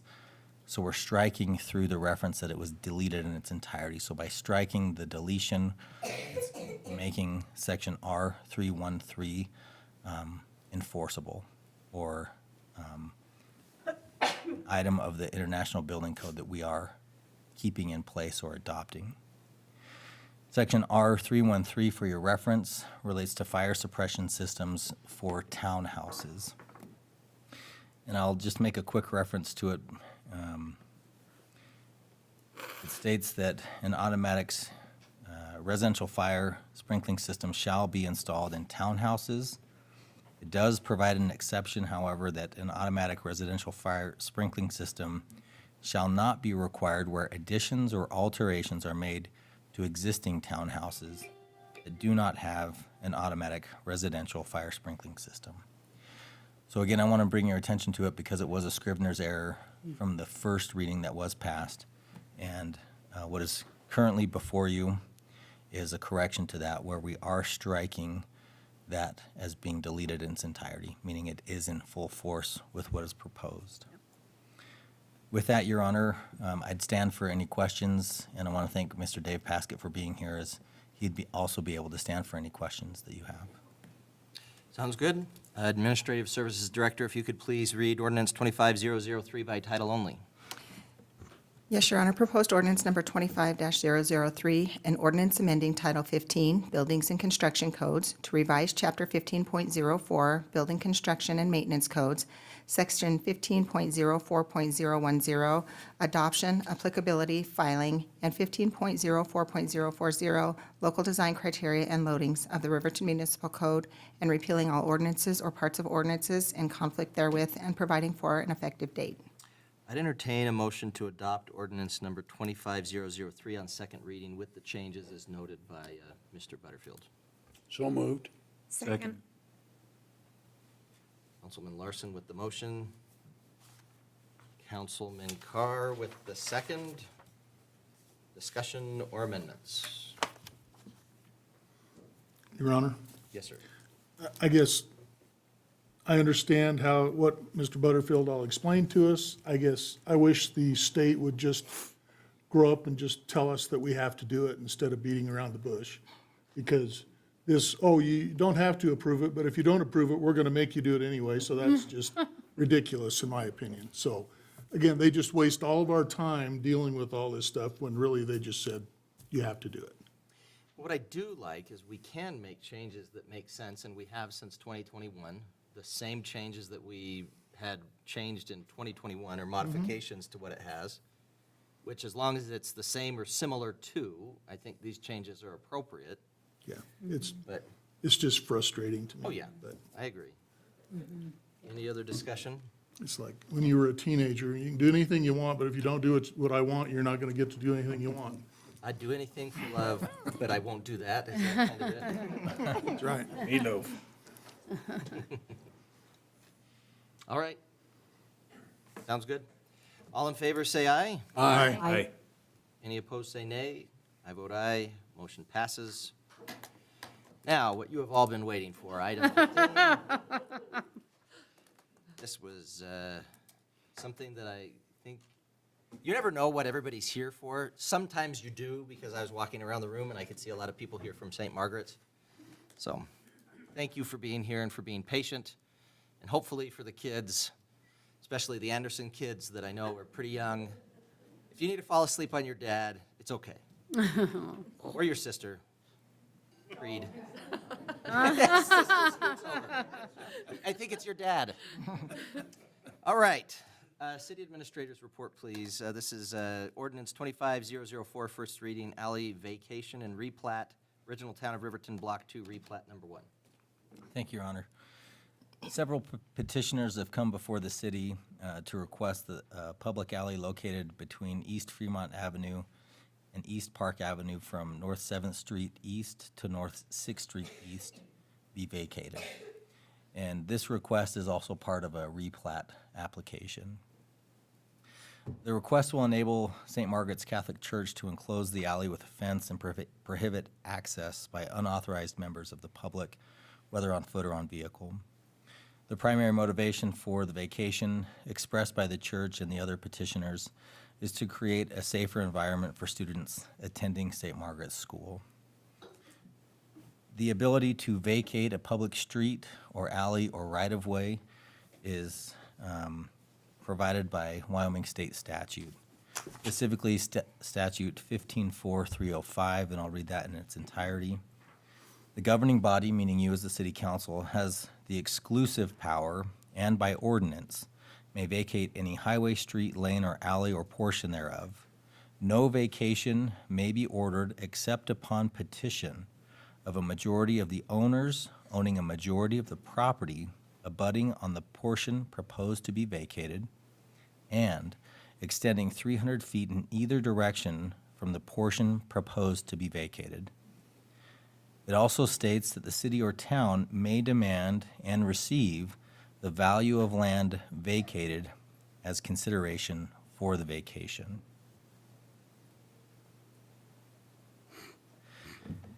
As it relates to the requirement for the petitioners, property owners that are abutting the alley to be vacated have signed on to the petition for the vacation of the alley.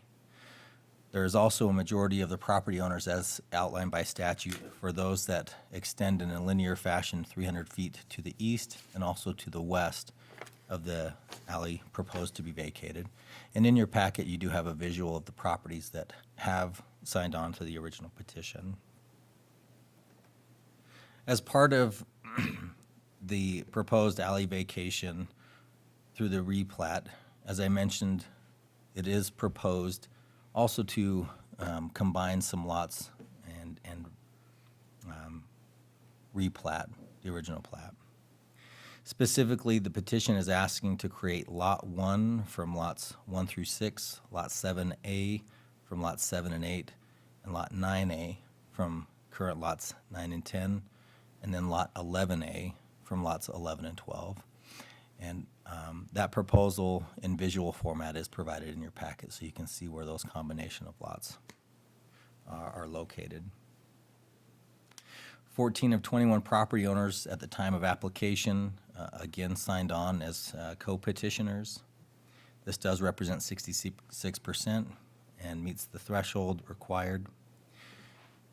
And I also want to make note that as part of the replat, a 20-foot utility drainage and private access easement is established where the current alley is located that will be is proposed to be vacated. This protects existing utilities that range from overhead power, city sewer, telecommunication, gas, and others from being able to have access to their existing utilities for maintenance and service delivery. The City of Riverton also collects solid waste in the alley, and through coordination with our Public Works Department and with the easement that is proposed with the replat, the city would still be able to continue its service for those solid waste or sanitation services. Tonight, Your Honor, you have, through ordinance, the opportunity to review the proposed alley vacation and the replat and approve it on first reading after public hearing.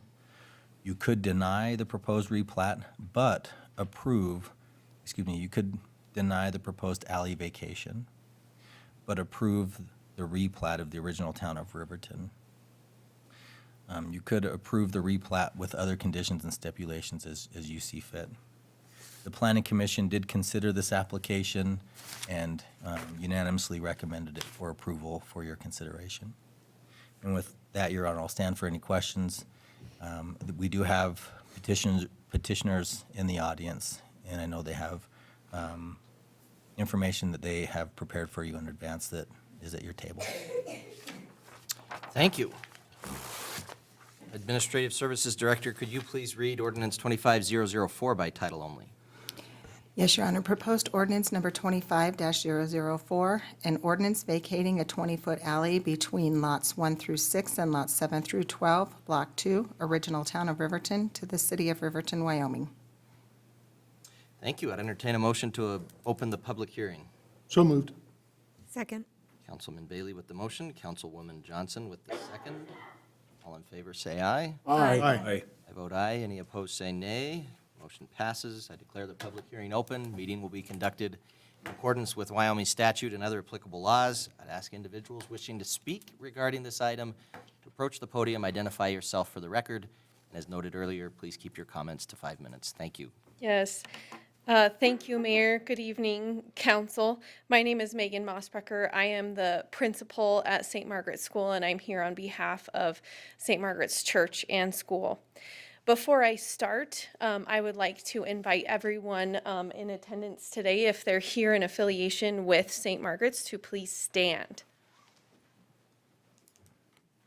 Cool. Thank you. So I think that's just a testament to the importance of student safety within our community.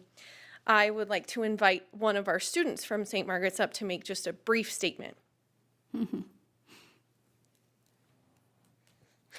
Hello, Mr. Mayor and members of the council. My name is Eli Hill. I am a fifth grader at St. Margaret's. I am here today with my principal and school community because I love my school.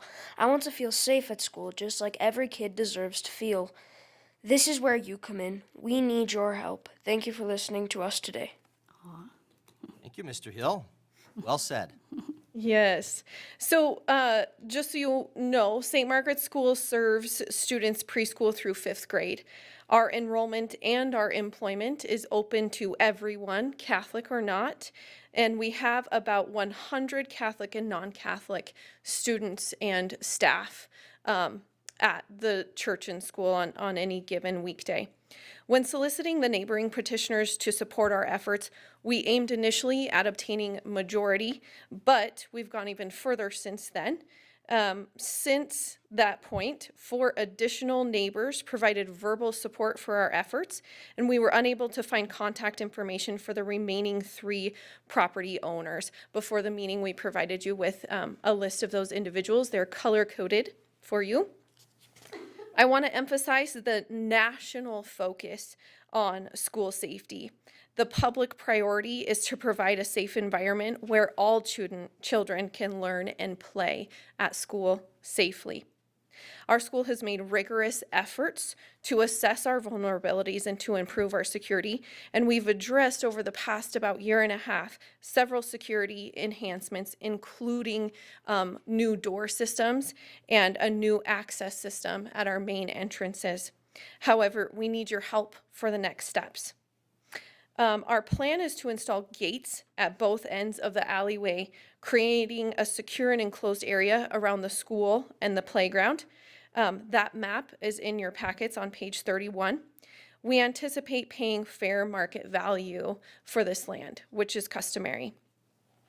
The gates will be closed during school hours from about 8:05 to 2:45 p.m., and they will remain open outside of school hours for public access. The entrance into the alley would provide an off-street waiting area, parking space, if people are needing to be admitted there. When exiting the alley, the vehicle's weight would trigger an automatic opening. I also provided you, a student at St. Margaret's generated a map for you as well, so you should have that in your possession, just to illustrate those gate systems and where they would be located. A camera or doorbell system would be installed at the entrance of the alley at that gate for access requests during the school day when the gates are closed. At least 3 school officials who are on campus on any typical day will have access to that access system, which would include a camera. Ideally would be tied into the new and effective access system that we've recently installed at our school. We would provide emergency access to fire and emergency personnel to ensure that they obviously have access to our property during any emergency situations. And the access system, like I said, will be monitored when the gates are closed. The affected property owner will also have a custom code or button for their personal use. All utility companies will have easements to ensure their full access. Garbage pickup will not be affected as the current collection occurs in the alleyway prior to our school day. However, if that pickup is delayed for some reason, they would simply ring the doorbell at that entrance gate and be permitted to continue their route. Again, requesting access happens off the street in an off-street waiting or parking area. And St. Margaret's Catholic Church and School will take responsibility for the maintenance of the alleyway to ensure proper upkeep of that property. City Council, we need your help in taking this next crucial step to enhance student safety while they attend school, which is a community priority. Thank you for your time and consideration. Mr. Mayor, I'll stand for questions if I need to. Yep. Sounds good. Thank you, Principal Mossbrucker. Any questions from the council? I had one or two. Councilman Carr? Thank you, Mr. Mayor. Just out of curiosity, what is your current enrollment versus your capacity? That's a great question. Thank you, Mr. Mayor, Councilman. Our current enrollment, we're sitting right at 70, which I will say is a 21% increase since last spring. Our capacity, do you want an exact number? I can prepare one for you very soon. Yeah, I was going to say about 120, yep. Okay, so you're about a little under 50% capacity. Okay, and the reason I ask that. Well, we're over 50%. Or a little, yeah. yes. The reason I ask that is from a planning perspective. One, we can't ever get right-of-way back, right? I don't think it's a big deal in this situation, but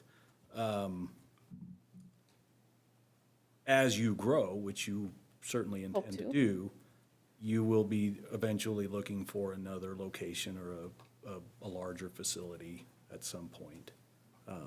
And so it just factors in, but it sounds like you've probably got several years. We've got room for growth where we're at right now, for sure. Absolutely. And then you did mention that you were not opposed to paying fair market value. Has an assessment been performed? Informally by some of the petitioners, but I don't know if anything formal has been, yeah. Okay.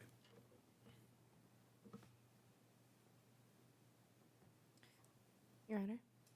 Councilwoman Johnson? Just a quick question. Have there been multiple incidents, or is there something that occurred that made you guys come to this conclusion that you needed to do this to protect the children? Or is it one incident, multiple incidents? Is there just general concern for the kids? You know, there are always incidents that kind of bring a certain level of awareness to our leadership and our staff, but I wouldn't say there's anything noteworthy that singularly kind of inspired this proposal. Like I said, nationally and in our community, student safety is a priority. And just as we've kind of been on a journey to increase our school security at St. Margaret's, one of the vulnerabilities that was assessed about a year ago was that alleyway and the public access to our students where they learn and play. We didn't have the means or a plan at the time to address that, so now we're moving forward with that. Thank you.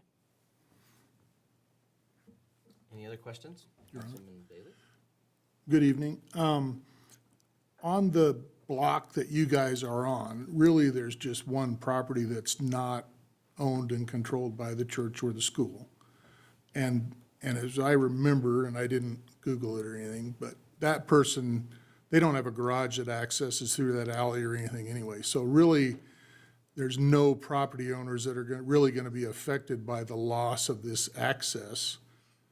And the utilities obviously can get in there and do whatever they need to do because you would let them in, because if your power's out, you'll let them come fix the line or whatever. But I guess my opinion would be, I don't even know if I would let the gates be open in the middle of the night. Because, you know, there's no reason for anybody to access that unless it's the fire department or the utilities, which then, you know, you're going to give an access ability for them. So I don't know if that's in the ordinance that we're writing of how they can control it, or whether these hours of service or gates open or closed are included in this, but, you know, I would be more than willing to, my own personal opinion is, it would be you guys to be able to control as you see fit. And in my opinion, there's probably not much that goes on in an alley after business hours that's, you know, good for anybody involved, Yeah. so. Yeah, Mr. Mayor, Councilman Bailey, that's a good point. I think we were just trying to be cognizant of, you know, lack of gym space. You talked about the assessment for a sports facility. There are a lot of public entities that use that gym. So we were just trying to be cognizant of, you know, accommodating the public in the best way possible while also ensuring our student safety and security. Yeah. I guess that makes sense with people that are using the gym for a community event. They'd want to be able to come and park in the lot, even though there's usually not room in the lot. You have to park around there. But we do have rental, you know, we have a protocol and a procedure for people to rent our facilities. We have access codes on the new door system, so there's definitely something that we can figure out there. The first priority is always going to be our student safety, so anything that affects student safety, you know, that's going to be the top priority. And this would be a vacation of an alley that's about 1, 2, 3, 4, 5, 6 lots on each side, yeah. Yeah, I mean,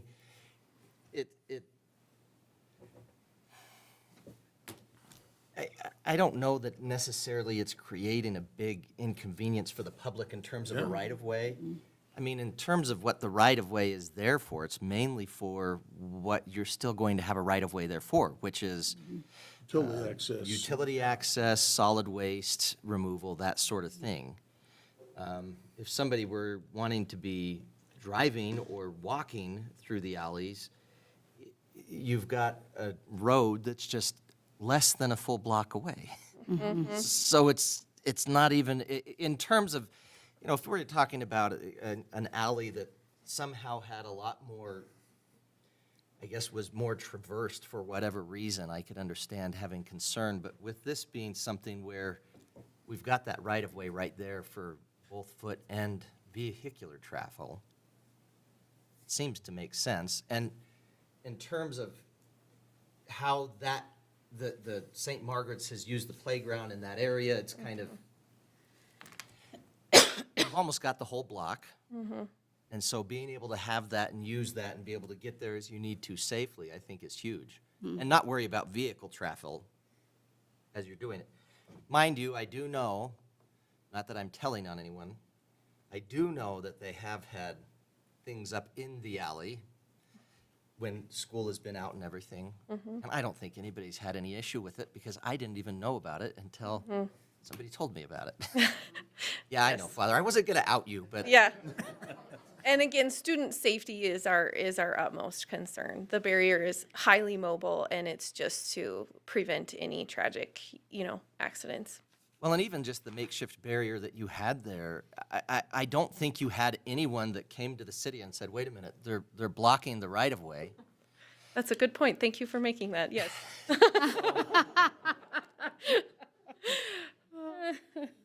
I didn't find out about it until somebody who's big into confession told me about it. Councilman Larson? Just to make it plain, the proposed vacancy of that is the purple. I know they don't have it, but between the gym and the other block, the middle part is gonna have a gate of sorts, front and back. Yes. I know, this is stupid. You have a fire at 2 a.m, who's gonna open that gate? So as previously stated, emergency personnel will have a code. But again, I mean, if we think of previous incidents in residential or private or whatever, where emergency personnel need to access what they need to access, we would expect them to do what they need to do to gain access to 30 the property. below and the electricity is off. I think what she's saying, if they need to bust it down. Yes. Bust it down and they'll be okay with it. At least that was the discussion during the Yes. planning committee. And we do want them to have access to it. But the plan right now is for those gates to be closed during the school day when students are in those areas. And then That's a- during those times, they're going to be monitored anyway, so if there were a fire or something like that, it'd be easy to get it open. Absolutely. That's the first tier of support. They would have their own codes for their access, just like they have keys to many of our buildings. Secondary would be the person monitoring the system. And then third, if they need access, we would expect them to get access by whatever means possible in order for them to do what they need to do in an emergency situation. All right? Your Honor, I just have a couple lighter-hearted kind of comments. I think this is amazing, and it makes perfect sense, and I'm sitting here thinking, why didn't we do this before? And the other thing is the kids. Thank you guys for being here, and I love this map. My favorite part is it says amen on the front of the church. It does, yes. You guys did an amazing job. Why this wasn't signed? I want to know who. Yeah, same with me. Was it you, Delaney? Nice job. Your Honor, Yes. I like the "we," but anyway, it says "we" on the swing. Yeah, But, I loved that. Can I have a moment? But I'd like to just say, school safety, I mean, I'm a teacher. We've had a few issues in Riverton of some deaths here in the last 10 years, 15 years, and this is absolutely something we have to do, absolutely have to do it. It's just, we don't want it to get to the point where we have any incidents, So, I mean, just,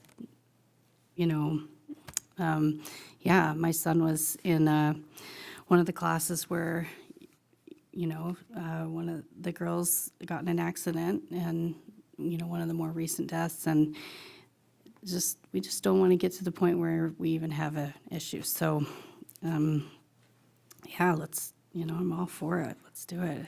Absolutely have to do this before anything becomes an issue. Every single school needs to be as safe as we can possibly make it. Absolutely. So, thank you for coming to us with this. Absolutely. Thank you. Yeah. Councilwoman Johnson? Not a question, just a comment. I want to commend you, your staff, the parents, the kids, the young man that got up and spoke. It takes a lot of courage to do that.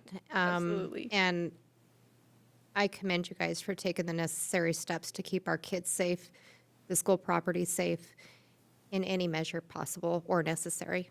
So good job, and you guys have my full support. Thank you. All right. Anybody else to speak for public comment? Are you standing up because you want to stretch your legs or because you want to say something? I was just going to back Megan up a little bit with Sure, come on up. I didn't want to leave my feeble mind before. Thank you, Mr. Mayor and City Council. My name is Ted Ray. The only thing I wanted to bring up is you can get those gate systems with a manual override. That Nice. the services could manually override and open them that way. That's it. Just wanted to bring it up. Good deal. Well, thank you, I appreciate that. Nice.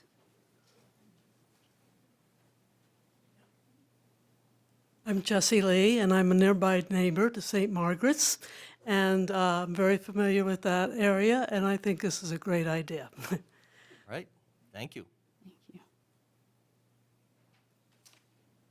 Good evening, Nicole Wagon again, and I support St. Margaret's. As you guys know, my grandson does go to St. Margaret's School, and to share and thank Miss Megan calling me today that my grandson is going to be Student of the Week. He's excited and telling everybody, Miss Grocery Store, you know, and he's adopted Mr. Mike Bailey as his grandpa, so I imagine when he sees him, he'll share that. And I applaud their efforts, and I'd like to personally thank Mrs. Maria for being recognized in County 10 for all what she does for our St. Margaret's School and Father's Day. But I would like to share also that I'm grateful for the safety of our children. I don't know if you guys recall, I'm not sure if it was last year or the year before, when we go and pick up the children, there was an incident to where somebody tried to attempt to take a child out of the vehicle. There was another incident to where the playground was vandalized. And my grandson shares quite a bit to what he sees of stranger danger or not feeling safe, or he'll go right up to Father Shea and share everything with him.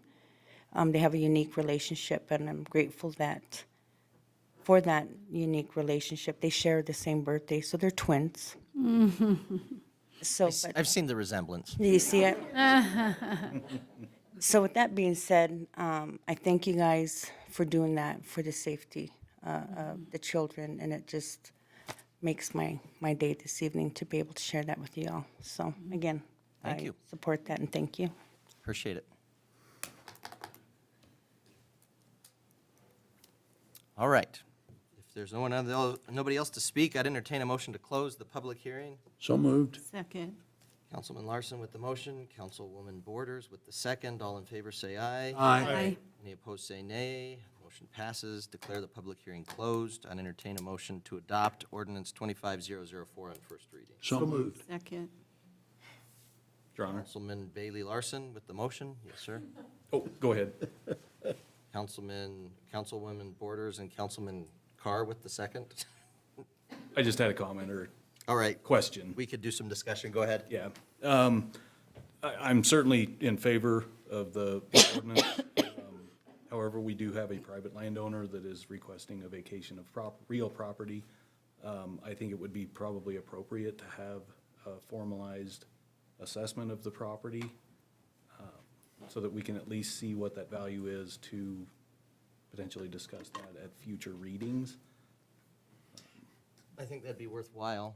I think that before they do that, the buyer pays for the appraisal, not us. No, yeah, that would be on the purchase. But I mean, I don't know right off the hand if we've had property condemned, like the acre that a property across from the Ranger, we sold for $40,000. Appraisal was 60. We couldn't get probably 30 out of it now, other than a parking lot. But, you know, a strip of 15 feet by is unusual, and I think you're gonna have a hard time finding comparables. Comparables, yeah. And I think that's where it gets a little bit difficult in terms of being able to say what the value would be. Or fair market. Your Honor, Mr. Butterfield? I think you have two decisions before you before getting to the valuation of the land. First is whether or not you want to approve the proposed vacation on first reading. And then next is to exercise what is allowed by statute, and that is that you may demand and receive the value. It's not you shall. So this governing body has to first choose if it is going to demand that compensation. And if you choose that, then we can talk about the method by which to establish the valuation. That could be done by hiring an appraiser to appraise the land. It could also be done through a fair market analysis. That would probably be my recommendation to you, where one of our local real estate companies could perform that fair market valuation without hiring a full appraiser. Broker's price opinion or whatever? Yeah, Your Honor, I believe that would work. Yeah, it's a broker. We have a Realtor that does our property. Home Source Realty, George can do that. So, okay. So I guess would that be something we would need to have a vote on separate? Or are you okay with council concurrence on that in terms of direction for staff? Your Honor, I think the cleanest way would be to have us amend it into the ordinance, and then you could just approve it through that action. You could handle it via separate motion after you approve the ordinance on first reading, and then just have a separate motion that would require that. Ms. Mossbrucker, what would you propose in terms of what you think could be a fair way to set a fair market value for this? I think if the decision is before you to collect compensation or not, it would be clear what I would recommend for you guys. But at the end of the day, we want to acquire that land so that we can ensure safety for students. So, you know, we would just follow your, you know, expert advice there. I guess if we could, and this is something we'll have to discuss with the council and we'll have to decide. But if it were something where we could get a broker's price opinion, I think that would be easy enough. Well, Then we could get that into the ordinance with the amount at the third reading. Would that make sense? Or how would that work? I'm not used to having a So, Your Honor, go ahead. I think first we have, so do we need two motions, one for the vacation and one for the replat? Well, the ordinance has Or an both. amended motion. Your Honor, An amended motion. as this discussion is happening, what I would probably recommend, as I've had a little bit more time to think on this, is you handle the proposed ordinance as it stands right now, and then through separate minute action, you as a council could decide if you are going to demand and then receive the value of the land.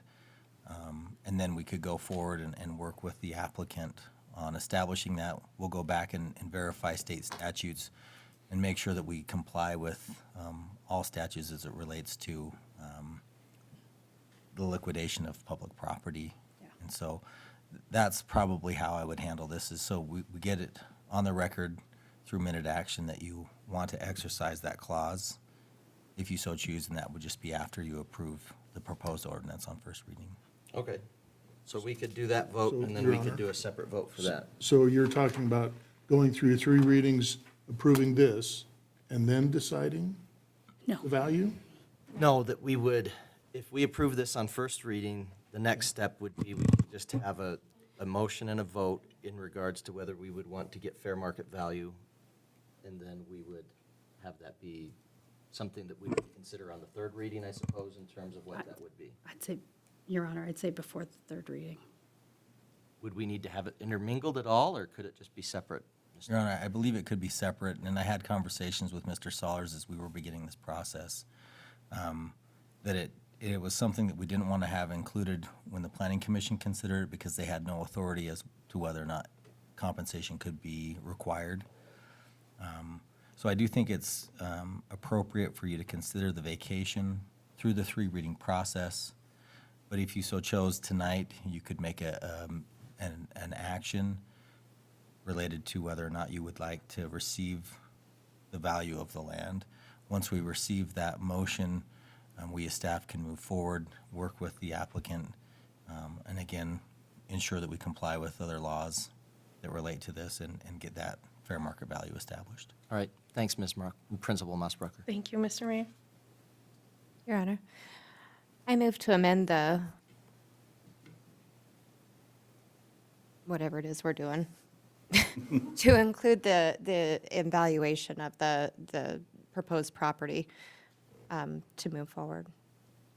To require a fair market analysis of some sort before we would do the sale? Yes, to include a fair market analysis of the property in question before the sale is complete. Okay. We've got a motion in that regard. Mr. Butterfield, were you saying, though, to have it be separate? So once we get done with this vote, we would do that? Is that what you were saying? Your Honor, that was where I was leaning, but it's really up to the governing body if you want to handle it by amending it into the ordinance. Okay. We have a motion. Do we have a second? I'll second it, Your Honor. Okay. Any other discussion in that regard? Your Honor, I think it should be done as a separate motion after we're finished this motion. Okay. I think that would be cleaner. I agree, Your Honor. Okay, so we have 2 opposed. Anybody else? Call for the vote. I'm just trying to get kids to sleep. I mean, poor Creed over there on his dad's. Call for the vote. By the way, if you want, you could come sit up here. Not a bad place to nap. I've done it. I'm joking. All right, we have a motion to amend to add the requirement for a fair market analysis and the compensation to the city for the vacation of the alley. Do we have any other discussion? Your Honor, I guess the only thing I would have is, depending on what the analysis says, I guess we could address that at that time, whether we would want to be compensated or. Well, if that's the case, then what we would probably want to do is not have it be an amendment, and we would probably want to have that be separate minute action rather than having it tied in with the ordinance. Your Honor, Consider that later. what Kyle's saying is if we close the first motion, then we can move on and make that a separate thing, okay? I agree. So that's probably the best thing to do, because then they're 2 separate motions. Do you see what I'm saying? And then we can if we decide to take payment or not take payment, we've done they're 2 different things. Okay. And that doesn't require 3 readings. And it doesn't require, we can move on. We're still approving the replat, but we can decide what we do with the money either way. Okay. All those in favor of the amendment as we've discussed, say aye. Any opposed, say nay. Nay. All right, the amendment dies. Back to the main motion. Let's get this done. All in favor of passage of ordinance 25004, first reading, alley vacation and replat, original Town of Riverton Block 2 replat number 1, say aye. Aye. Any opposed, say nay. I vote aye. Motion passes. Is there any other motions in regards to this property? Your Honor, Yes, sir. I would move that in an effort to determine whether or not we want to demand payment, as state statute says, that we require a market analysis be performed on the .14 acres of land being vacated. So moved. I have a motion by Councilman Carr, a second by Councilman Larson. Any other discussion? So at this point, we're not saying we're not going to require it. We just want to see what the value is before, and we can figure it out from there. Yes. Okay? All in favor, say aye. Aye. Aye. I vote aye. Any opposed, say nay. Motion passes. You can go home and go to bed now. Poor baby. Thank you. But we still have 2 more readings. I'm not trying to discourage. I'm just saying. You're welcome to stay for the rest of the meeting. Usually when Eli and I are this close to a microphone, I usually ask him some questions about theology, and he loves that. Does he? Eli's out of here. So Eli, He's off. you're 400 one. Eli, I heard your last name was Hill. There's another Hill in the room. Are you related? Your last name is Hill. There's another Hill right behind you. Are you related? Yes. Oh. Do you think? Dad.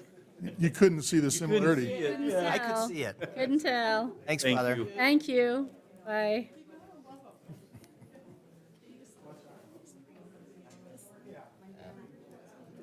You know how to clear out a room. That's right, nothing to it. Consideration of Resolution 1518, Wyoming Water Development Level 2 Study. Public Works Director, you want to tell us about this one? All right, Thank you, Your Honor. Ryan's on. And council. This resolution would support us entering into a level 2 study. As you recall, in the tail end of 2024, we had finished up our level 1 water study, which evaluated our entire system citywide. During part of that evaluation, we identified that we really lacked information on our well fields, and we also really needed to take a good look at a very high-level look at our potential leaks in the system. What this resolution would support is the city entering into a level 2 study to determine the feasibility of doing a comprehensive leak detection study, and also provide data that we're sorely missing right now on our well fields right now. There is a $3,000 filing fee to enter into this study. However, the Wyoming Water Development Commission would support the study at 100%. And we'd recommend your approval on that. If you have any questions, I'm more than happy to answer. Thank you. Appreciate it. Ms. Harris, if you could read us Resolution 1518 by title only? Yes, Your Honor, proposed resolution number 1518, a resolution of the governing body of the City of Riverton supporting a Level 2 application through the Wyoming Water Development Commission. I'd entertain a motion to adopt Resolution 1518. So moved. Second. Councilwoman Borders with the motion, Councilman Carr, not Peranto, with the second. Any other discussion? Do we have an estimated cost on that? Mr. Eggleston? That's what the study would help determine, Your Honor. The study, no, what does it cost for the study? I wouldn't want to wager a guess. What the Wyoming Water Development Commission awards to the consultant. Yeah. We don't pay anything. So it costs Riverton zero. Correct. It cost us, We get- Your Honor, Councilman, We get. cost us $3,000 if we're successful with our application. But if we're unsuccessful, half of that is refunded. 3/4 of that is refunded. Oh, 3/4, thank you. Oh, yeah, 75%. I knew I saw a percentage that had a 5 in it. Any other discussion? Just a real quick question. Do we know what kind of leak detection they're going to use? Or is that to be determined? To be determined, I would say. Okay. We're going to put a lot of water in the lines, and we're going to see how much comes out the other end. Really pressure it up, see if it comes out of the ground. Your Honor and Councilman Carr, there are some new technologies, satellite-based, can actually scan an area and help you detect areas of moisture, areas of concern. Cool. And we can get in the field and actually delve into them a little deeper. I've also seen helium injection work really well. Very cool. And then they can detect the helium. They can detect because it floats. Yeah. Very cool. Really cool. Helium makes sense. Or purple smoke or something, that would Yeah. be cool. You could put natural gas. Something to set everybody up. Walk around with a torch. Okay, obviously, we get a little punchy Getting at late. 9:30. Mike have that job. Any other discussion? All in favor, say aye. Aye. Any opposed, say nay. I vote aye. Motion passes. Thank you, Mr. Eggleston. Bid award 2025 pavement preservation project. Public Works Director's report. Thank you, Your Honor. This is a project pushed forward by the Force Committee. What we're doing tonight is requesting a bid award for the 2025 pavement slurry seal project in the amount of $396,200 to Asphalt Preservation LLC in Utah. Last year, we did 116,000 square yards of streets. This year, our proposal is for 168,000 cubic yards of roadway to be sealed. We received one responsive bidder, which is Asphalt Preservation LLC, and at this point, I'd recommend approval or award of this bid in that amount, $396,200. Thank you. I'd entertain a motion to award the bid for the 2025 pavement slurry seal project in the amount of $396,200 to Asphalt Preservation LLC. So moved. Second. Councilman Bailey with the motion, Councilwoman Borders with the second, Councilman Bailey with a comment. What's up? Mr. Ingleson, what is that cost per yard compared to last year? I'm just curious. Your Honor, Councilman Bailey, I don't have that number in front of me. I could probably find it if I dig through it. It's $2, I believe it's $2.30 per square yard. And then my other question would be, is if we decide we have a little extra funding left, are they willing to do additional square yards at the same price or something? Or is that something we can look at, or? Your Honor, Councilman Bailey, we can negotiate with them as the only successful bidder or responsive bidder. We have the ability to negotiate either up or down with them. Okay. You're saying that they were the only responsive bidder you're sending out? Your Honor, Councilman Larson, there was another bid that arrived 40 minutes late, so we weren't able to even entertain that. It didn't pass muster because it didn't qualify right off the bat. It missed the time. Yeah. And by law, we couldn't even pursue it. Not even peak, huh? Was it similar? I mean, was it? Can't look. Can't look. Can't even look at it? The bid, Did you look at it? They're sealed. the bid is still sealed. Wow, that's so rough. I wonder if we could kind of change the time, like say, we're going to now declare it's 4 o'clock rather than 5 o'clock. Your Honor, I'm not going there. Two-ish. Two-ish? Hold your ground.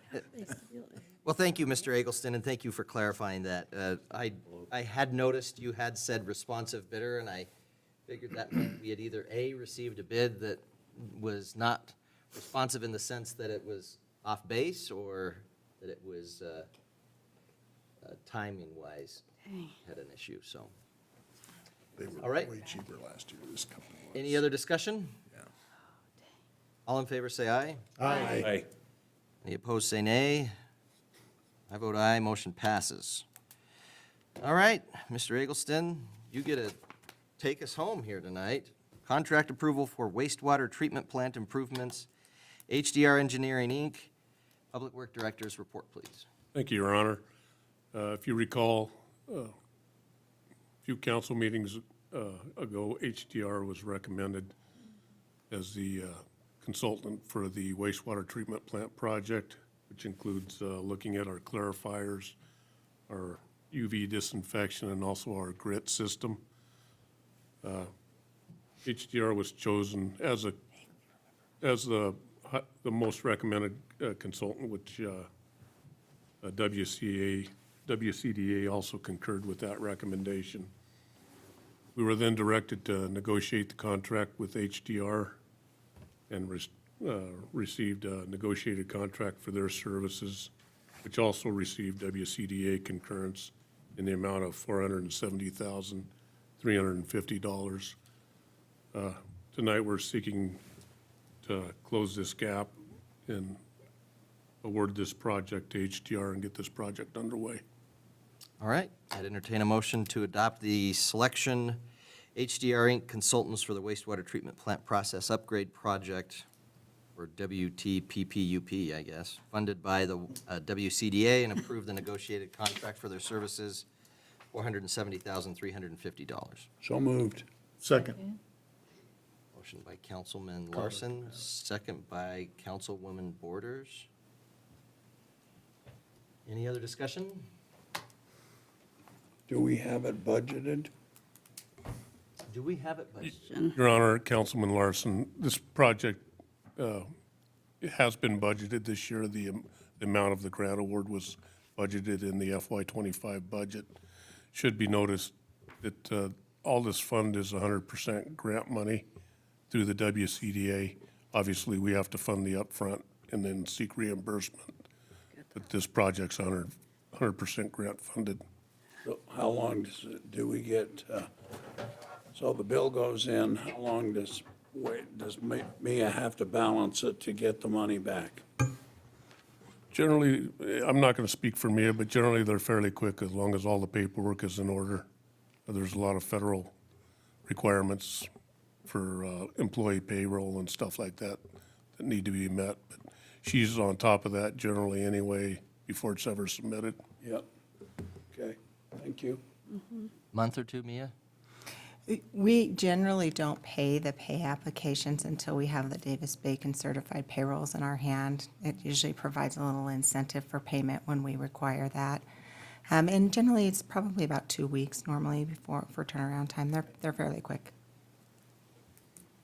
Any other discussion? Great. All in favor, say aye. Aye.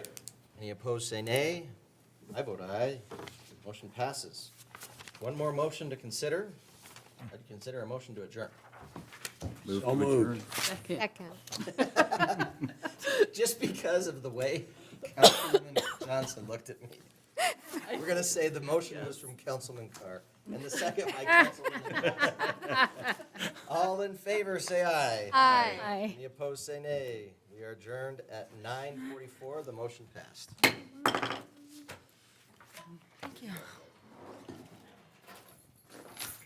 I do.